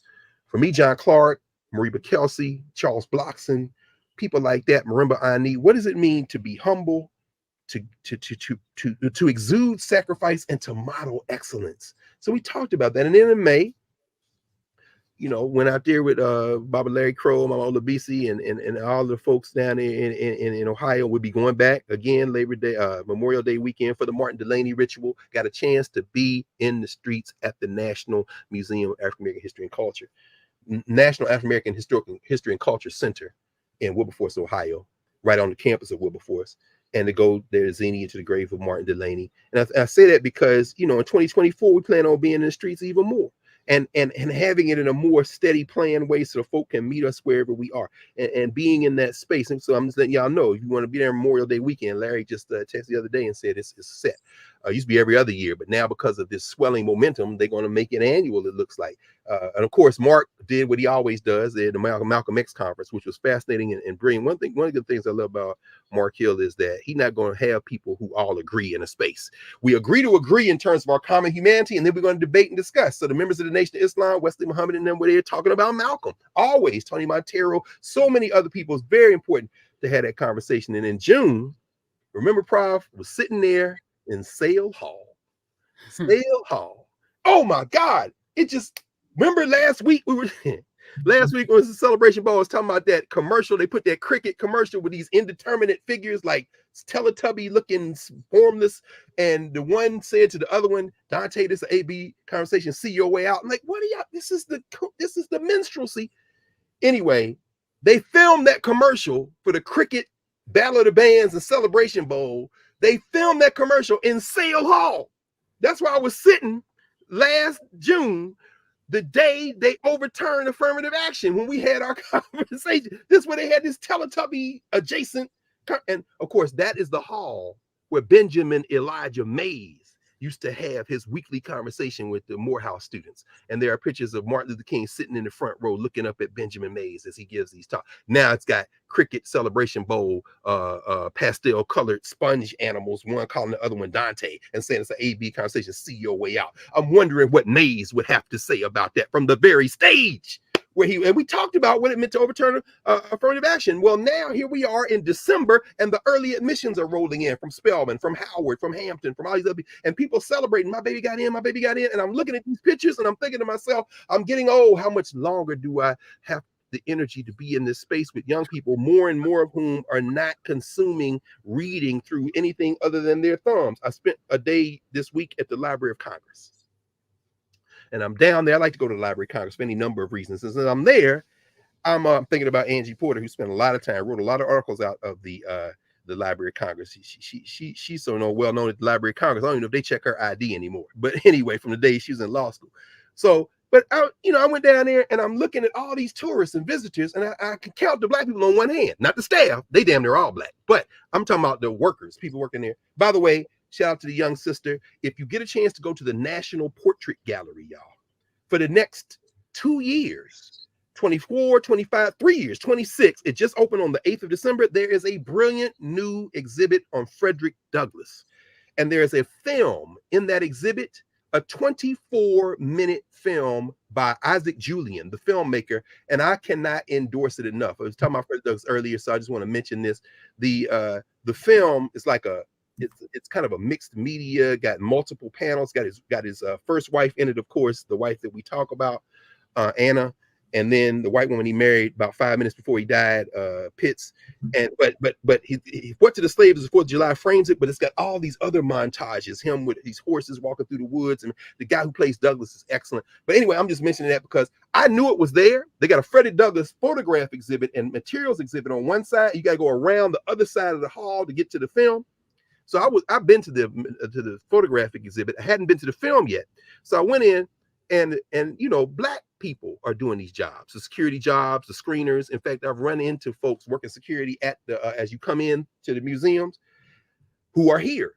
So some of y'all here today, either in Nubia or in YouTube, if you got both screens up, let us know you're here, because I know y'all here because y'all tell me all the time. Anywhere I go in the country, so this young sister, she's there, and I say, sis, where's the Frederick Douglass movie?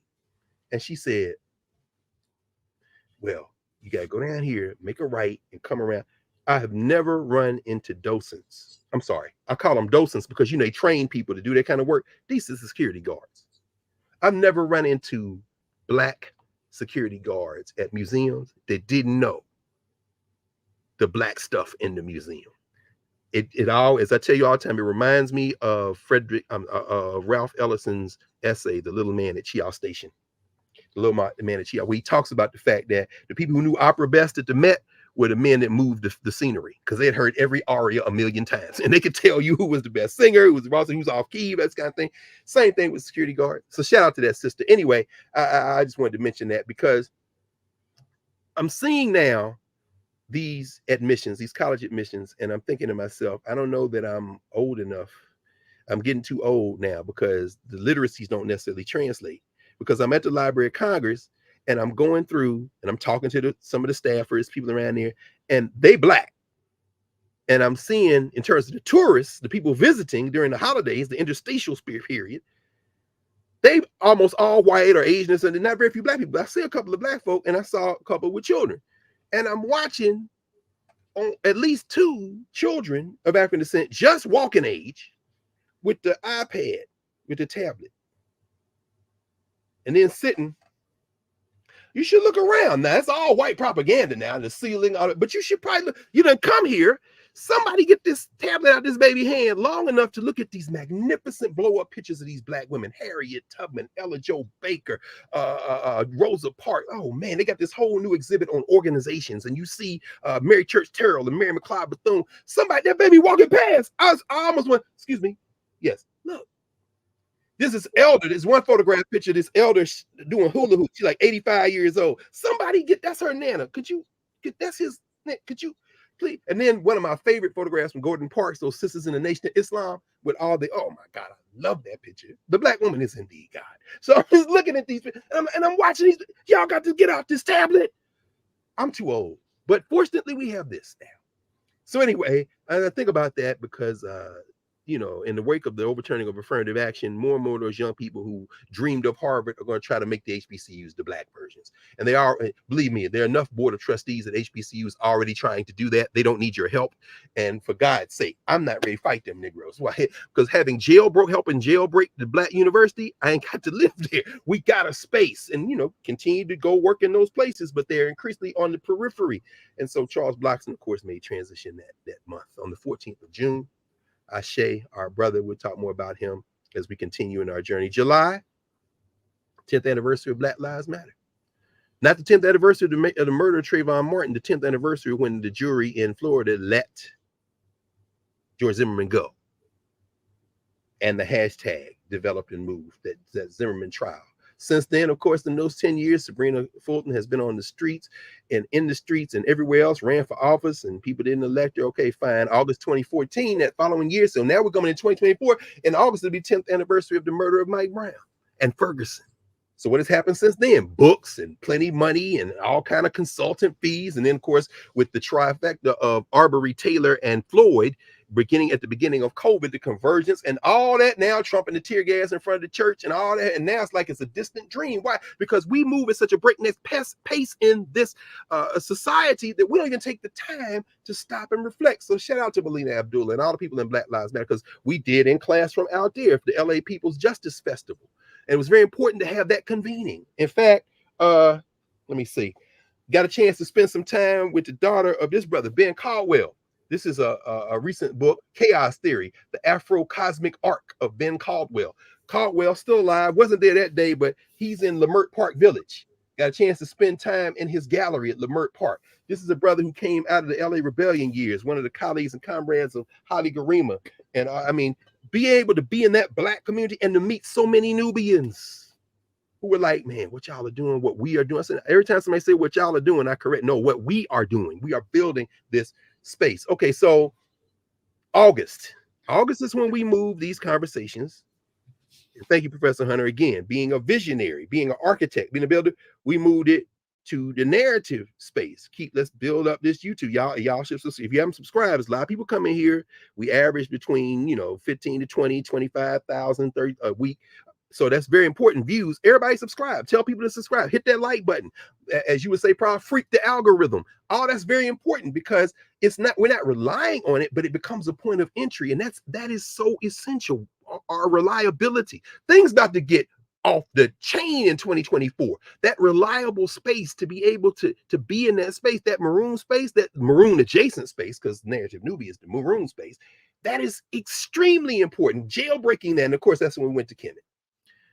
And that's when coming out with those 200, almost 220 people, a lot of people in here right now, we're going back, we'll be going back the first 2 weeks of August, this coming August, inshallah, as the Muslims would say. And we hope that, folks will join us. We continue in that work, and we just finalized the details for it. Is now been launched.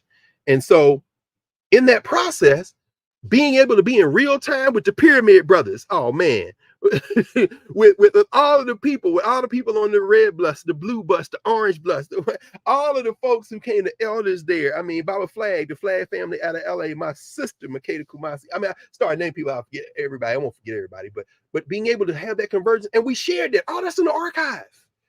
I mean, at least once a week I play Summer Breeze, because that's the song we was playing. Brother Stacy out of Texas, my man, had the speaker. We playing it coming back from Abu Simbel on that long bus ride back to Aswan. Just a beautiful thing. And then, of course, while we were over there, Nick Rosa Montgomery handed out a purebred ass whipping. What a beautiful, beautiful thing.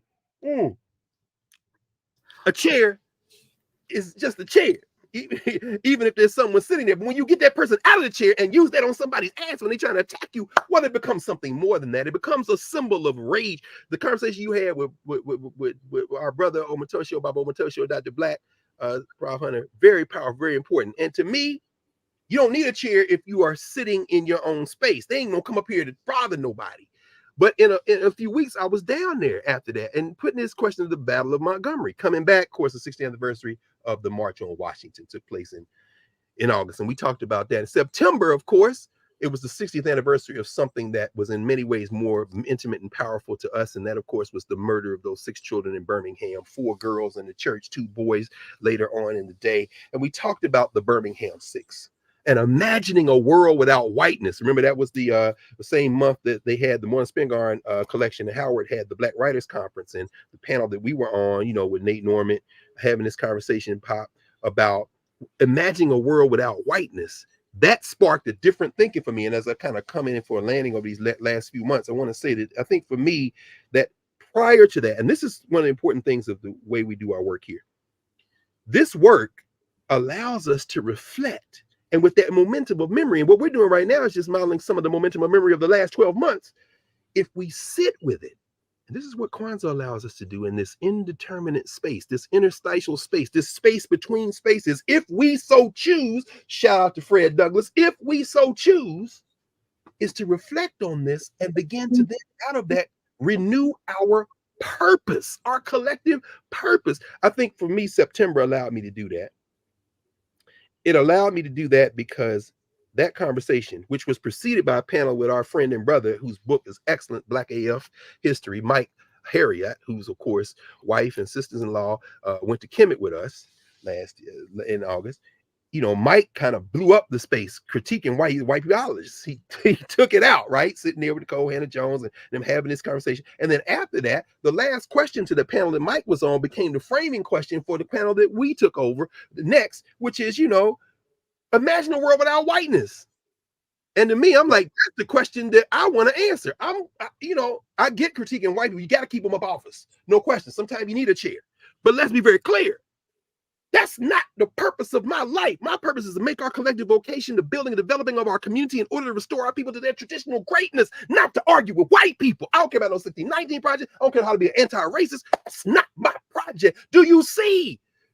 Do you see what's about to happen? What's always been happening? We got to understand that. And then we have to have places where we pour clean glasses of water. I'm reading a book now that I would encourage y'all to go get, but y'all know I'm going to read because I'm an inveterate reader.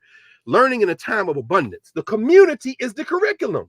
This guy, Dan Cornier, is at University of Wisconsin. It's a very interesting book. It's not necessary for us because we already know the learning in a time of abundance. The community is the curriculum. Guess what? The community ain't never going to be the curriculum in the academy. The academy is for people to prove how smart they are by writing to each other about how smart they are in the form of stuff that shows how smart you are. And then maybe it'll affect some policymakers. Maybe, and that's good. That makes a contribution. But that's not. If the community is the curriculum, why do you need the university?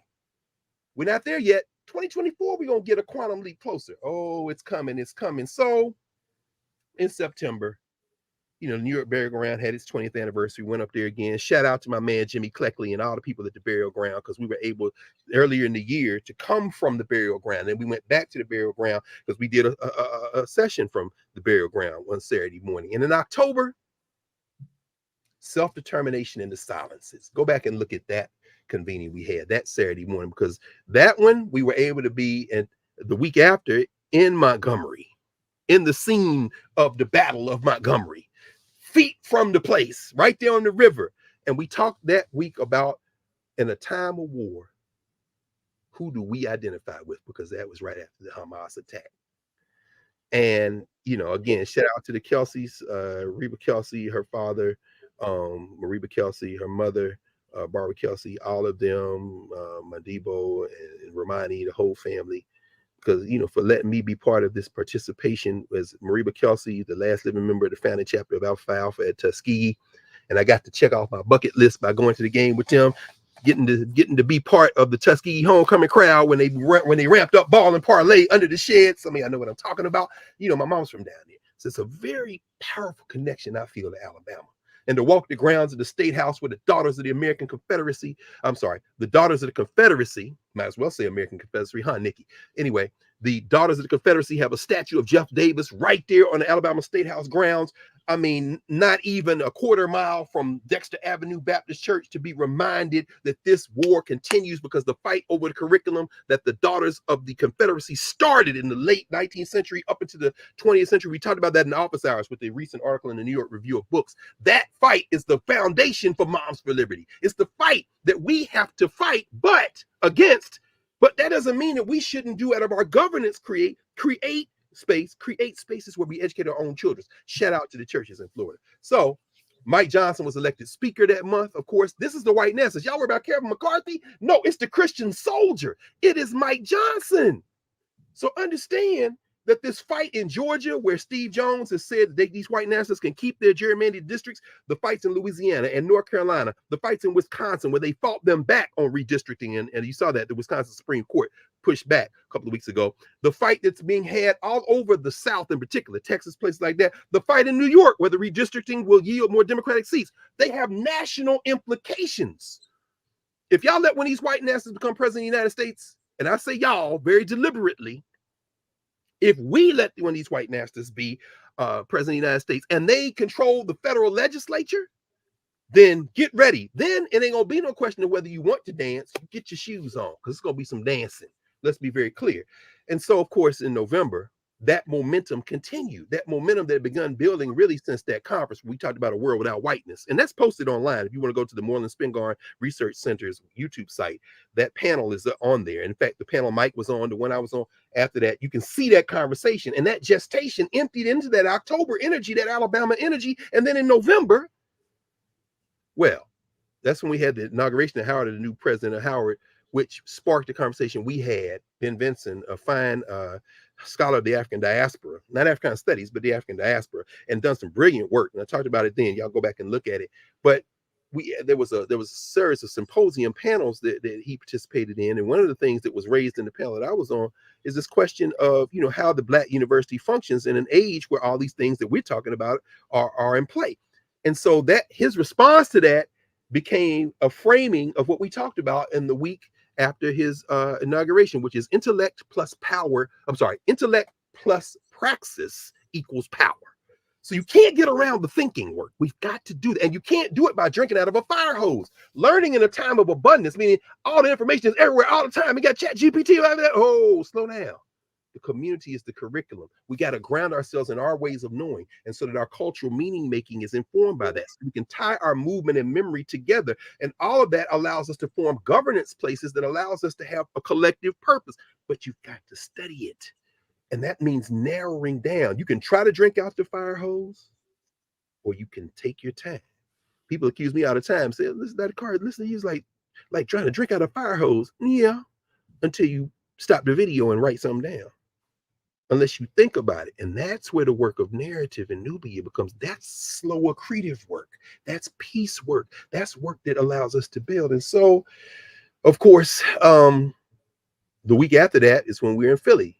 Our brother Sharif El-Mekki and Stephanie Tisdale and Ashari Hines and all the crew there, and Jamila Anderson, all my people at the brother Mark, who spoke at the Black Male Educator Hill, spoke at the Black Male Educator Convening. And that's when I decided, okay, we'll pause on launching the next iteration of the Africana Studies class, and we want to spend targeted time with W.E.B. Du Bois's The Education of Black People. Particularly listen to the panel that Tony Waltington, the superintendent of schools in Philadelphia, School District of Philadelphia, and Vincent Hughes, Senator Vincent Hughes, was on talking about this question of resources and literacy and political struggle. And it came back to me in that moment as I'm taking notes sitting there next to Tammy. We sitting there, and I said,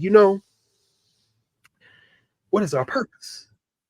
And so here we are on the day of purpose in Kwanzaa Nia, talking about purpose. And we've been reading The Education of Black People and letting Du Bois speak to us from the ancestral realm about this, which is why, of course, remember, on the 8th of January, a week from this Monday, we're going to resume The Education of Black People with the speech he gave at Fisk, Diaturnus Silenti, Long Silence, Whoa, this is going to take us into the next phase of Du Bois thinking through what education means. He's talking to Black audiences about Black education. The Attorney Salenti, I think it's 1924.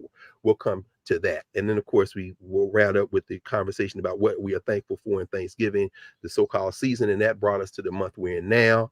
The Black Family Summit in Baltimore, we did it from there, while the Celebration Bowl did it from Atlanta. And, of course, now we are emptied here in 199, the first part having reflected a little bit on the year before us. We're going to come into 2024 with a sense of what this year coming before us and beyond has in store. I'm sorry we went a little long, but I figured we went. No. This was important. I'm always full steam ahead. I don't look back too much. I always say, I'm not Lot's wife. I will not be turned into a pillar of stone. I will be looking forward, right? But this, because I've been in this space, I didn't know what to call it in between these holidays, planning, that, because we had long conversation. I've been gathering up all of the folk, having long conversations, sitting, thinking. That's still time, which I have a lot of, which is very important for all of us as we move into 2024. Take care of your health. We need you to be whole there. That's something that we can do. Get your teeth clean, get your mouth, because that's bacteria and abscesses can kill you. Like, let's fix that.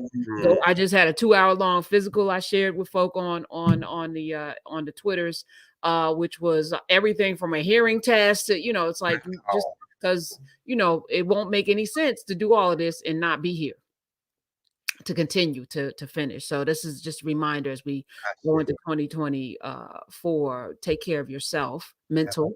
Those of you who need to go sit down and talk to somebody, which we all do, make that. I was talking with a psychologist. I've been planning and plotting.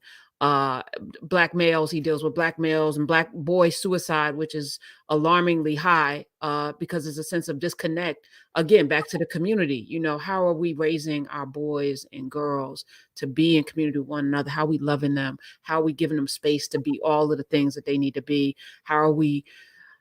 So anyway, so we were having this conversation. And he said, you make a dentist appointment and a doctor's appointment. Why don't you do that for your mental health? Like, why isn't that required in the same way?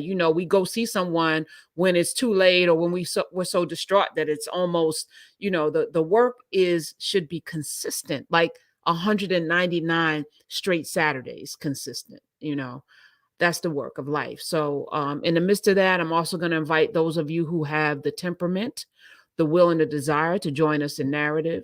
Yes. Knarrative is the space where the repository of all of this information is. Nubia is the community. You can't get to Nubia without being in Knarrative. And the reason for that is to be a part of the community requires something of you because freedom isn't free. You have to put the work in, to have the scholarship, to sit with the content. Start with episode 1 if you haven't. Like, fill in your own blanks. This is, again, self-determination, but it requires something of you. So come into Knarrative, get your knowledge, your vitamins, and then come be a part of the community where you're bringing something. When I say bring a brick, it's not like, we're asking you to come and do anything other than be whole. That's right. That's right. We were talking yesterday. I said, I can't be here without you. Same here. All of it, but that's the important part. There's no singularity in this. So your wholeness provides us with more perspective, more, resources, more everything. So be whole. Don't come in looking for offense, looking to be, this is not a space to, like you said, let's agree to agree. Let's figure out how to find common ground. Let's figure out how to love each other, even when we don't quite, understand or agree. And maybe you haven't caught up yet. And that's okay too. Give yourself some grace to say, maybe this is, maybe I'm just not there yet. I've had to say that to myself in a number of different ways. So much, it's like, I'm not evolved yet to that point. So I'm going to give myself some grace. About that all the time, don't we? Probably we be like, nah, we not. I mean, that's one of the reasons we left yesterday. I love Daniel Black. That brother got space for everybody. I'm like, bro, I don't know how you. Yeah, he's special. I'm No not special yet, but that's why we need, it's because you get to see what that looks like, and you're like, question. okay, all right, I could be better. Yeah, I could do better. That's the goal. So, come, don't come, because this is why I don't do a heavy promotion on that, because I don't want to have to. And let me just say this: being in the YouTube chat is very lovely. I feel like we've cultivated something here, Dr. Carr. It's not what it was, which is why I moved it away from the Karen Hunter show, because this ain't that. You want to come, and I'm gonna gather you. I spent a lot of time in the comments gathering. Have not been raised right and don't know what it means to be in community. That's fine. I have time. It's a vision. It's a vision. You know me, I always want everybody to get together. And I was like, well, no, wouldn't necessarily we should stay on it. But you like, no, let's try this. And it's always with you, it's always try. There's never something so set in stone. And this is the genius.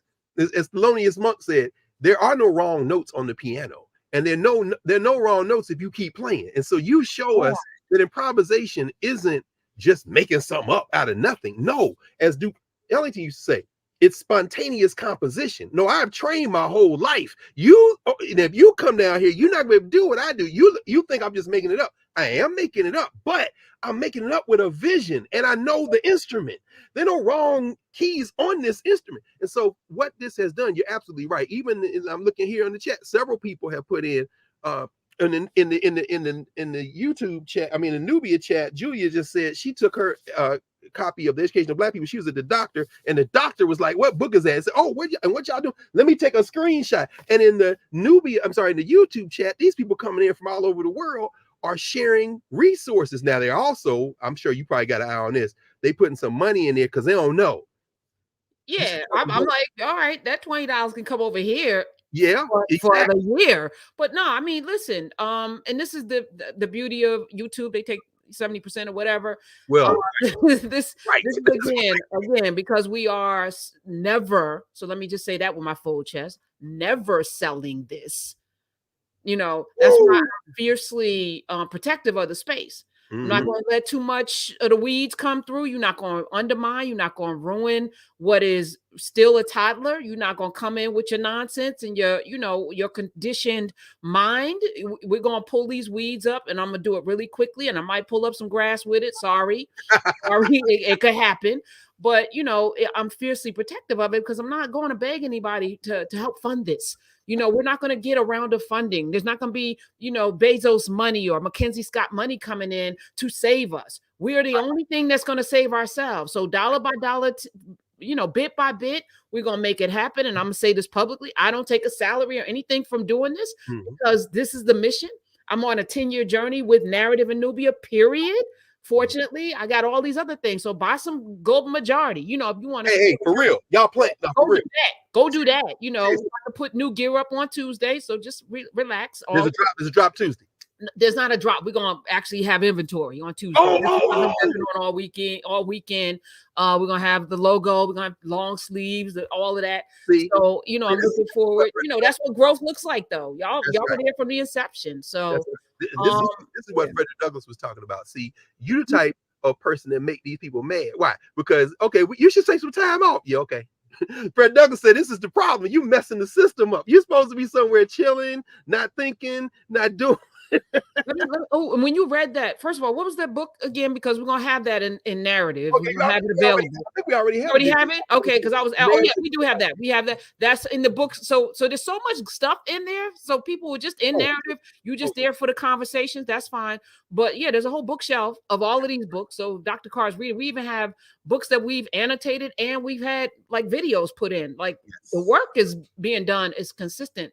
But when you brought that up, it also reminded me of Booker T. Washington talking about, during that period of time too. You think about the plantations that you were beaten if you didn't participate in the merriment.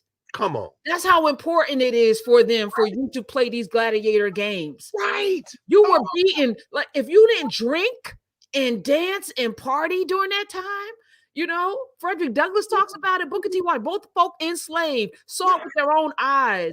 Yes. How the debauchery and all of the wild behavior is celebrated, and it's what we have an appetite for now. And That's I'm not disrespecting anybody. Y'all like get your party and drink on or whatever. and be together. I mean, Sandra Cowell just brought this up in the YouTube chat, and forgive me, it wasn't on you, Prof. Uraeus, again, BlurredCon in July. She said, "Don't forget BlurredCon." In other words, I mean, so many things that didn't talk right with, you know. So I mean, but that was I mean, people having a great time. Anybody say don't have a great time? Oh my God. And it was a revelation for me because I was like, I don't know if this is my crowd. I'm not really a blur like that. But Lord have mercy, the whole damn Crystal Lake, Virginia was overtaken by Black folk dressed up, and our panel was to the back. It was a big ballroom, no question. and Kevin from the museum and Dr. Senyata and you and me sitting there having a conversation about the future. Kevin Straight, no question. Afrofuturism. It was so powerful. Yes, this and what we're gonna do next year is even more. But I am so severely grateful that you came into my life that day. And it seems like yesterday, but really. People who have been there, you have watched what it looks like to build something from absolute idea. That's right. And any criticism, I press record. 4 words. I almost feel like at some point that's going to be on a shirt or a poster or something, a collage, a montage. Can I press record? I mean, seriously, because it's amazing. Isn't it? We talk about the faith of a mustard seed and small, but those 4 words, and look at I don't have the words. This is beyond speech. Yeah, I'm getting tingles right now because what happened from that is all of us, right? You don't. Again, that's that improvisation. You don't know who's coming. Yes. I didn't know if anybody wanted to listen. I know I wanted to, right? I was like, I didn't want to be so greedy to have these conversations with you. Just me and you having these. I was like, people need to hear this. Please let me record. Can I share this with the world? Because this is just too much for one person to digest. This would be just too greedy on my part. So that was the impetus. And then folk just came. So but we couldn't have met had it not been for you in that space and what you've been holding down for so long now as serious. And you know, like I say, you and Ajwa, and that's what you do. I mean, you make space for everybody. I think about Larry or El George, think about Clay or Reese. I mean, you know, bringing Ajwa up to have conversation. This you'll never go nowhere by yourself. It's like, no, let me bring people in. Some of this is gonna work well, some of it not so much. But what I'm not gonna stop doing is bringing people, and that's what's gonna free us. That is what purpose is. Collective vocation. I can't do this by myself. That's how they kick us off. And unlike you, I don't really make room for everybody because I'm real clear about, you know a tree by the fruit that it bears. People come with different intentions or whatever. There has to be a due north in this space for it to work. Like everybody's got to be committed to freedom for everybody. And I get that Harriet Tubman's brothers, it was too tough. And I get that some of us still have that freedom is too tough. Because we like the idea of it and we like to talk about it, but it does require something, you know. Sometimes you may go without a meal. I mean, I'm sure when Harriet was taking people to freedom, you ain't know whether you want to eat, whether you want to have shelter. And the brothers was like, this is too tough. I'm going back to the plantation. How many of you are back at the plantation? It's rough out here because you don't know, which is why people make those deals with APEC and they make those deals with Bezos and they make those deals for the money because they want to secure their future. And who wouldn't want to do that? But at what cost? Your individual success and your family success, God bless you. But how do the rest of us, as Sonia Sanchez would say, but how do it free us? How do it free us? Oh my goodness. That is exactly right. So well, again, let me just which one? I'll say just a couple of quick things. I thought about doing a book of the year or something like that, but I said no, we won't do that. I do want to mention though that one of the books I think is very useful because it allows us to see our brother Gerald Horne in a different light. It's his little book Acknowledging Radical Histories, which came out this year, which is very nice little book. It's only like I think it's a $20 book. But Horne, it's a series of interviews he and Chris Time Steele. You know, Gerald is on now. Everybody, I mean, it amazes me how many people are now in this cyber thing and going on social media.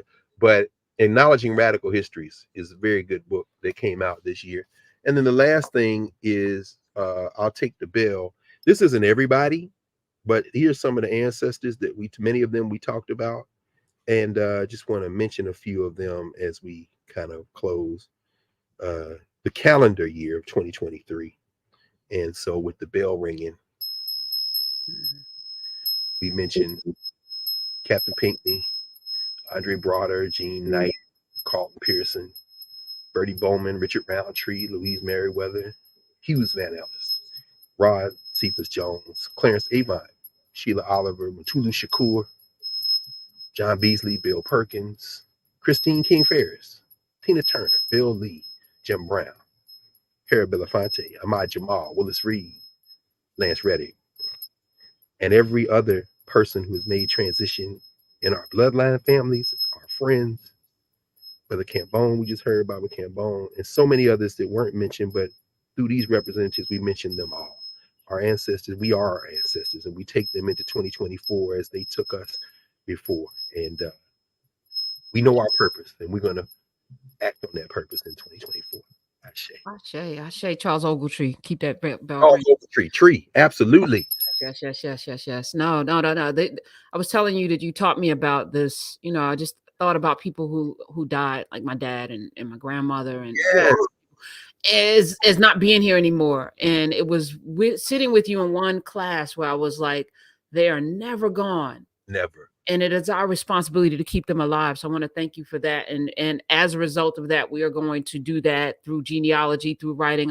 That together for next year. We have Dr. Tasha's going to come do more language. Sam Reynolds coming back. He's working on an almanac for us in the honoring of Benjamin Banneker. We are, again, as I mentioned, working on something for the young people and more to talk about financial literacy and things, because all of the tools and weapons that we need, we have them because we did it all. So we just got to reclaim our memory.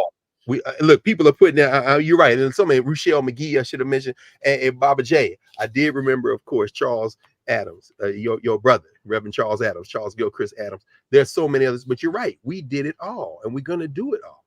We're doing it all. So, thank you, love you, you too. We're gonna for those who missed it, play a little Nia. This is just a rough draft. Yes, and Mark put together. Mark Barnes, our animator, and more to come. Thank you. 2024. Would you introduce it? Would you introduce it again? Because I know, I think when you played the first time, we were over 1,000 in Nubia, but now there are a couple of thousand at least in there now by the stack I see, and then a bunch of people in over 1,300 at least. I'm gonna play it. We're gonna end it with the video. But I just wanted to wish everyone a very reflective, peaceful, healthy, purposeful 2024. There's gonna be a lot of change coming. Yes. And most of it we can create. Cool. So that tomorrow, no question. Create. Ashe. Love you. Love you too. All right. How do I do that? Dr. Ujima, super scientist. Hello there. What are you doing standing out here? All the magic and fun is inside. Follow me.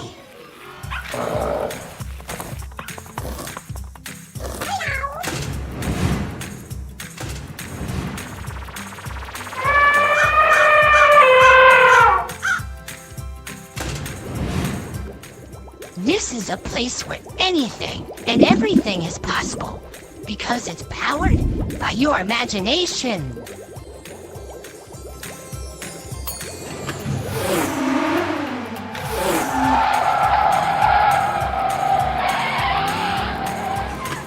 What do you think so far?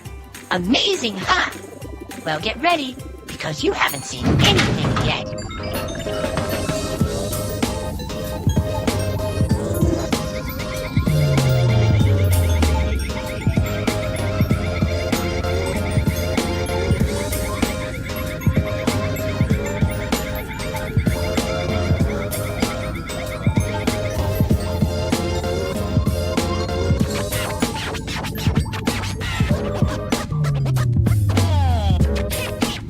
Hey there, young explorers. I'm Dr. Ujima, super scientist. Welcome to my wondrous world of scientific discovery. This is my super duper fantastical laboratory. There's no place like it on Earth. You want to know why?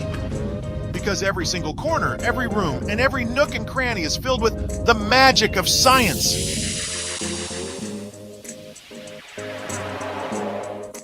Here we dive deep into the mysteries of the universe, ask the big questions, and sometimes even make things go pop and boom, all in the name of learning. And guess what? You're now officially a part of my team. Whether it's understanding why plants grow, how rainbows form, or what makes our universe tick, together we'll embark on the most exciting adventures while uncovering the secrets of science. So, are you ready to jump into a world of wonder and imagination with me? Then put on your thinking caps and let's discover, innovate, experiment, and have some fun!